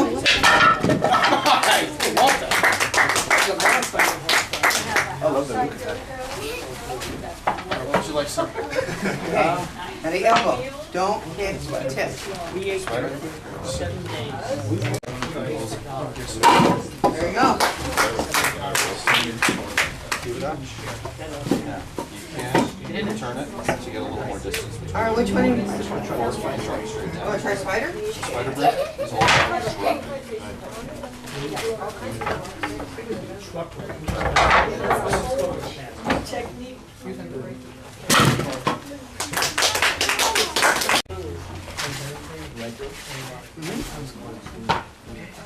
This way? I'll try some, back for more, huh? Yeah. This way. Yeah. This way. All right.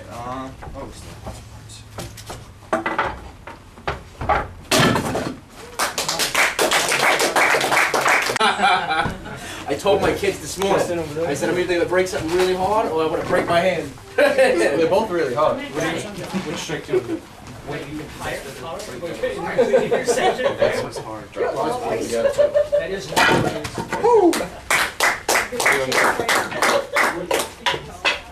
It only hurts if you don't go through it. Would that work? Yeah, that'll work.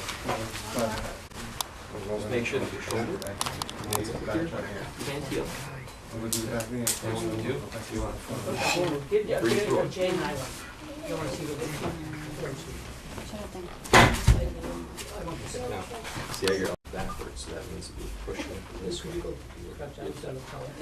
since you didn't go through, the shock brings it straight down, so this way if you don't get through, it goes straight back up. Think alike, we've done this 42 years I before. practice all the time.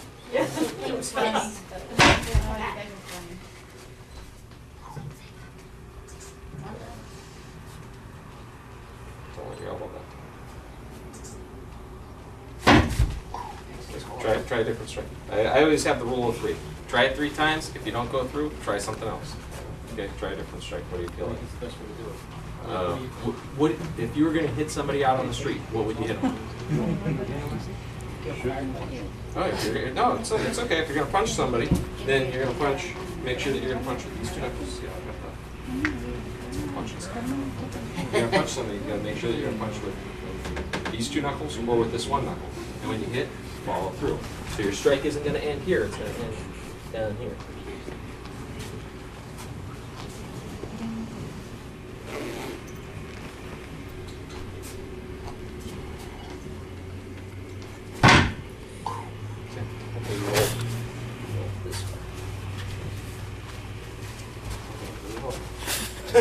No, it's not.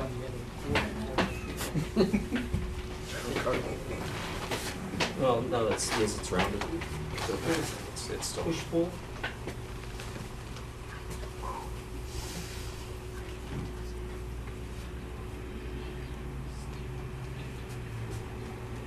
okay. All right.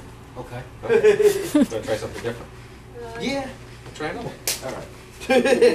I never broke an oak snare trend before. Honestly, most people don't. What do you do from here? Yeah. Both knees down. Okay. Here. Look further away, these almost on your hands. Here. Raise your hand like you're in school. Come down as you come down. And make a fist. And follow through. Like you're going to touch your belly button with your elbow. Oh. Raise your hand. If you want to raise both hands, then you can throw this hand behind you.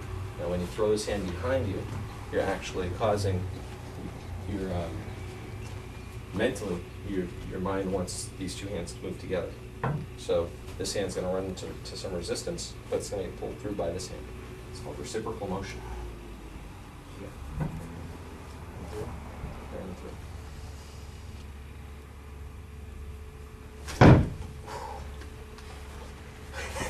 Come over and break it.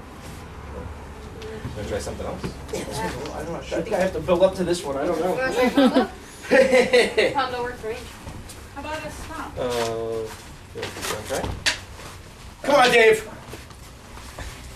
One of us has to do it. Come on. It has to be somebody from the dojo. Okay. So do it. Okay. Standing up. No, standing up is fine. Standing up is fine. Standing up again, you get that opportunity to drop down.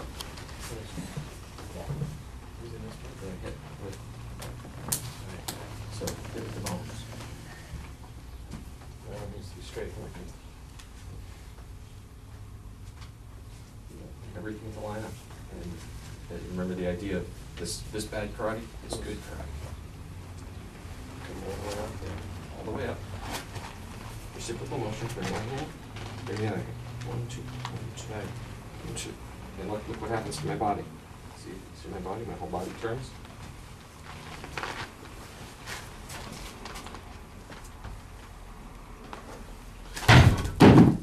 Okay, that's it, Mike. This is what you said before to somebody. Go ahead.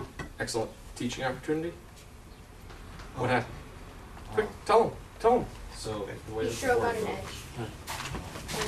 Board moved this way.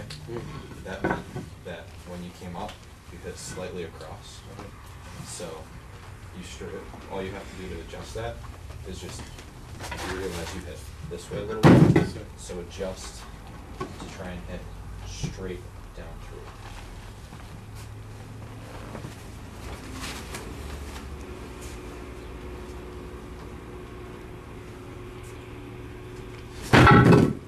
Same thing. It's all right.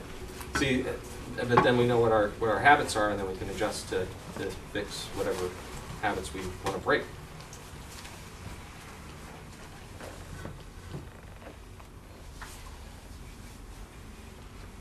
And believe it or not, most karate people are like, they do a lot of stuff out here.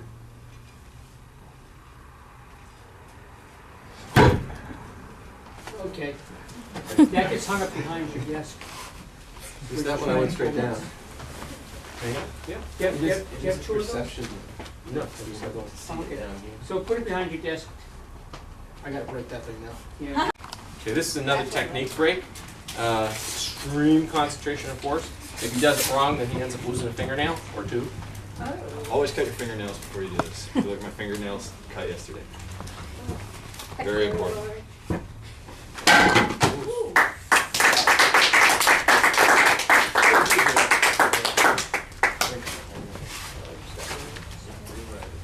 Sensei, Mike? Sensei. Oh, Sensei. Sensei. No problem. Okay. There's a whole huge story about this, about why I even started doing this. But combat application, I do a back fist drill where I practice throwing my back fist. Boom, boom, boom. Okay, and we practice that. And then there's a sparring drill that I do that I say I'm going to touch your patch. We have a patch on our chest. There's nothing you can do to stop me. And I touch that patch. The idea is I'm supposed to try and touch your patch. You're supposed to try and stop me. And it's really neat. I can get just about anybody anytime I want. And the idea is if I can hit something the size of your patch and I'm going to try and do it. And sometimes I even tell me when to go. Actually, most of the time I tell me when to go. And I can still get it all the time. Imagine if we get into a fight and you don't know where I'm going to hit you. I'm going to hit you in the eye socket with a finger whip. The amount of power that it takes to break this board with a finger whip versus how strong your eye socket is, I'm going to blow your eyeball out of your head with my finger whip. So, I'm just going to come right here.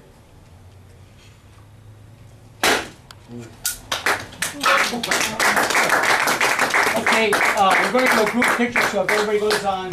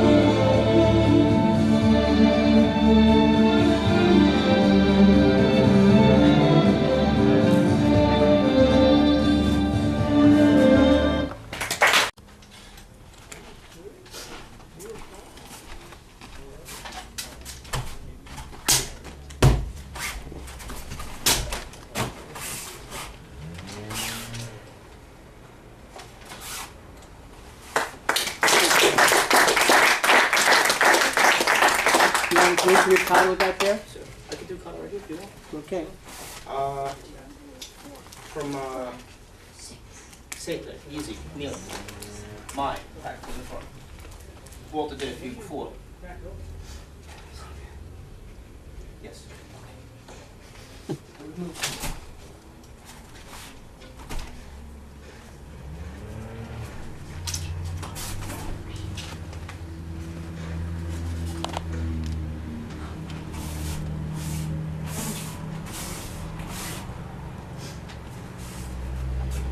Tight inside.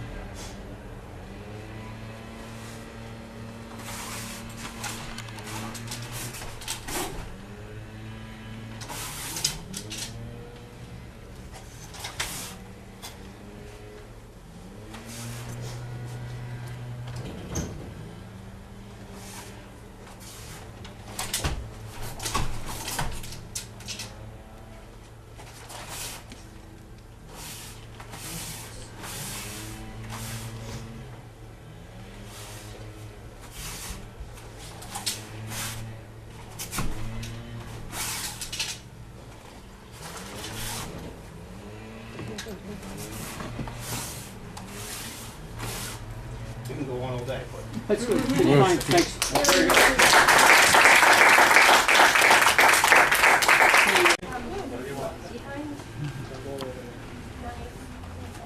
It would be impossible if all done. What do you want to do? I'm attacking you, so you want, just tell me what you want. Anything special? No, I just want to see what, just give me about 3 or 4 different techniques, so whatever usually we teach. Right behind it. Turn around, stomp, boom, boom.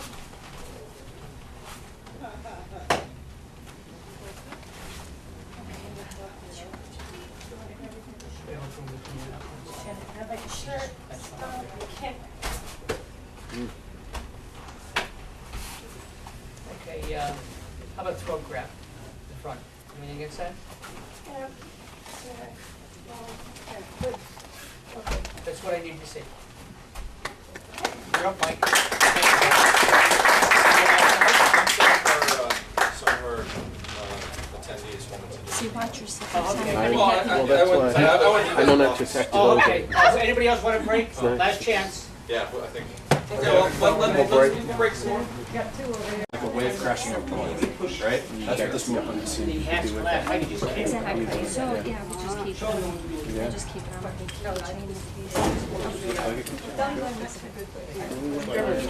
Learn and I teach We're all small. The idea being, to figure out what the strike. he has. So I think my instructions Well, that is one that and your pain. Oh, Use okay. the far strike. Just basic, you know, open window, close window. Just basic, just hang it out until that's gonna be the attack, you know. With the belt back then. You always say that, I don't like Cross, those yeah. guys. Yeah, Top like line? two. I teach them. They're not the colors. I'm gonna be the responsible black belt. Okay. You know, you go Sure. from left to We can here. grab there. Touch the points. The groin. I'm gonna come Yeah, here. which shows a little bit of everything. If I can keep you right there, then I'm gonna, right, yeah, I'm coming right back in. And as I'm coming back in, This? Is it cocaine? I do, that's the intent, No, I know, I was thanks for it. but I do have control. No, I know you do, but I want to. Since they're not wearing a cup, right? I know, you never wear cups. Cup check. Don't do the No. cup. You see that, show me that. Usually most seminars are. Make sure. Oh, yeah. This is a lot of classes like traditional tempo, and pocket tempo, it requires you work. I can't get here. Yes, that's mandatory. Yeah. So, look. Now you're How to next make to, contact. that one's your last, right? Last? Yeah, You don't want to hit your wrist. So you're not actually He does this to me every month. You are kicking, but it's more of More like a throwing, knee. I'm throwing the motion. Yeah, I know where we're going. Because I set What are you myself looking for, back. like the less knots or? Now, in order to Just make my we're trying distance, a back of the I've hand. now almost done like, Yeah, I know how much, what they're gonna do back to me. But if I was grabbing the throat, Do you think that you think that that would work as far as being on the other side, it's choking you like know what, it's an unfair question for me to answer. Because, It's a what if. no, this question is because this is Because that's the really first thing a man complex. protects, right? Well, I'm not. When you think a woman, first reaction. not always, is but to- it's a commitment, because his whole He's theory committed is that when he's got me here, Right, he's he's committed not to that. thinking about his groin, bends, and he's it thinking bends, about taking and then the it life starts breaking. right out of my body. So he's got me here, he thinks he's got that advantage. Most people are gonna be focused on what they. I like your last kick. I It always doesn't like to look think like that you're the doing man kick as can- much as you're You know what it is? I throw here. I think that That's what I liked about it. I am In my throwing, mind, I'm not but when I get my leg through there, I'm not Yeah, getting you so like much with the going foot. I'm not gonna go with the That's shit. right, you wouldn't go for the throat for a woman. I would never go for the throat. because there's But the fact is that I'm Two. throwing. Show me, What would be your, when you attack a woman, what would you do? When you attack a Come woman. here, I need a woman. you do that so well. If I was gonna attack them, If you were going to attack a woman, how do you attack a woman, not a man, I mean a I woman? wouldn't choke her because I know there's too many things to get out of this. There would be way too many things for me to get out of it. I mean, most men, I think, I feel, are gonna grab a woman probably by, Behind they're or gonna the grab, arm, they're gonna grab it this way. But this is dangerous too, because for me to grab you like this, there's 1,000 things to do for me. Everybody thinks, oh, I'm at a disadvantage. You're But not. most women are attacked from behind, Behind. right?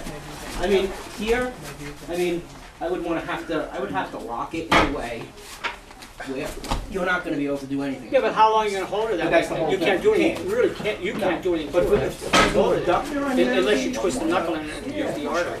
you have to choke them out quick, I guess. You have to be fast. You have to get them out. You'd be unconscious, sure. Show me when you're taking this against the left push.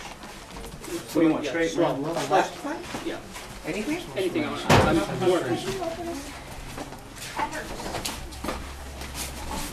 I missed that. That's okay. The block, but I do many different things. I always say that if Show you me, miss, just you show me a know, couple. But that's where you strike hard. The difference between the smaller board and the square board. You always go inside, Do I always win, sir? yeah, With a hook punch? Yes. straight punch. Yeah, do it slow enough, I wanna see the first one. That's a good example. Here. You obviously see that this is a lot harder to break Yeah, than and, the little ones. So it's all about, like, as you get older, you bring the length up. See, did you know you wanted to be a nookie today? That's all right. I'm gonna kill. See, most of my techniques I teach the outside. You do a punch towards David. Oh, I have no problem punching David. Back, just the block, the back, There we go. to the eyes. Yeah. David, it was nice knowing you, man. No, no. This one? Yeah.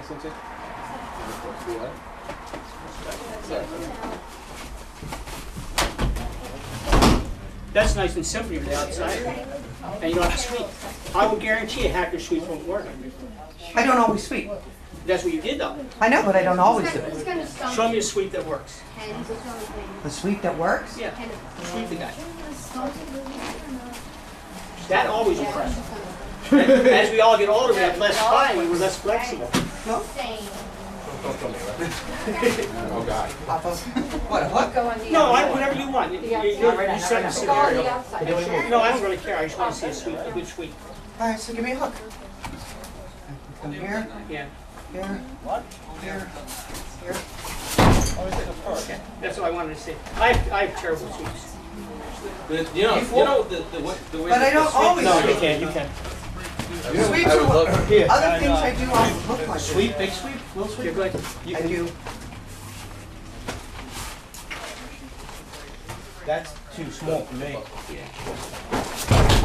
Keep them. Remember their judo hits. It's different for us. Remember what the sweep was actually designed for? Don't hurt. I can't do this because it'll cripple somebody. But the way that the sweep is Well, actually designed, let's find a less important person. okay?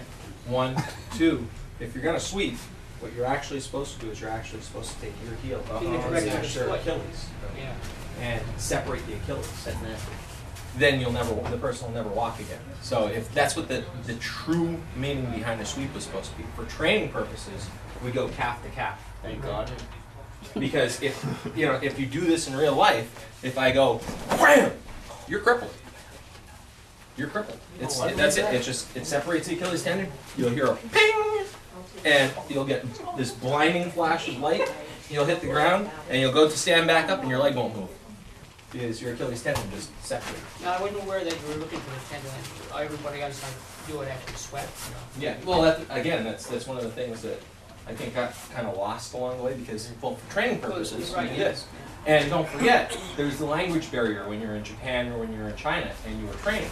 So they would say, oh, hey, Sikin Oizuke, Sikin Oizuke, hey, sa, hey,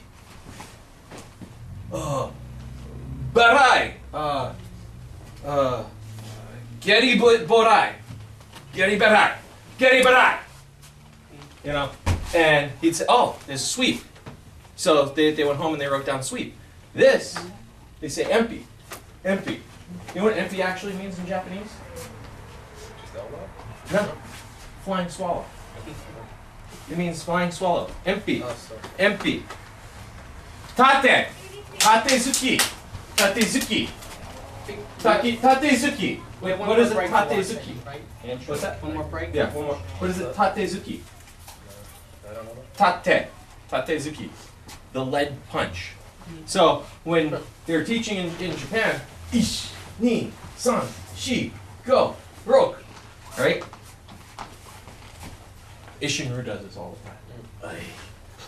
Okay? Yeah, they It's do. such an abomination. But check this out. That's not what it is. It's the lead punch. This is not meant for this. That's what this is meant for. Well, why do they have two strikes? Because this is this. Okay. I'm supposed to hit to the sinus cavity, snap over, the nose will break, and the teeth will fall out. So, boom, and that breaks. Tatezuki. Wait! But, Japanese, go home.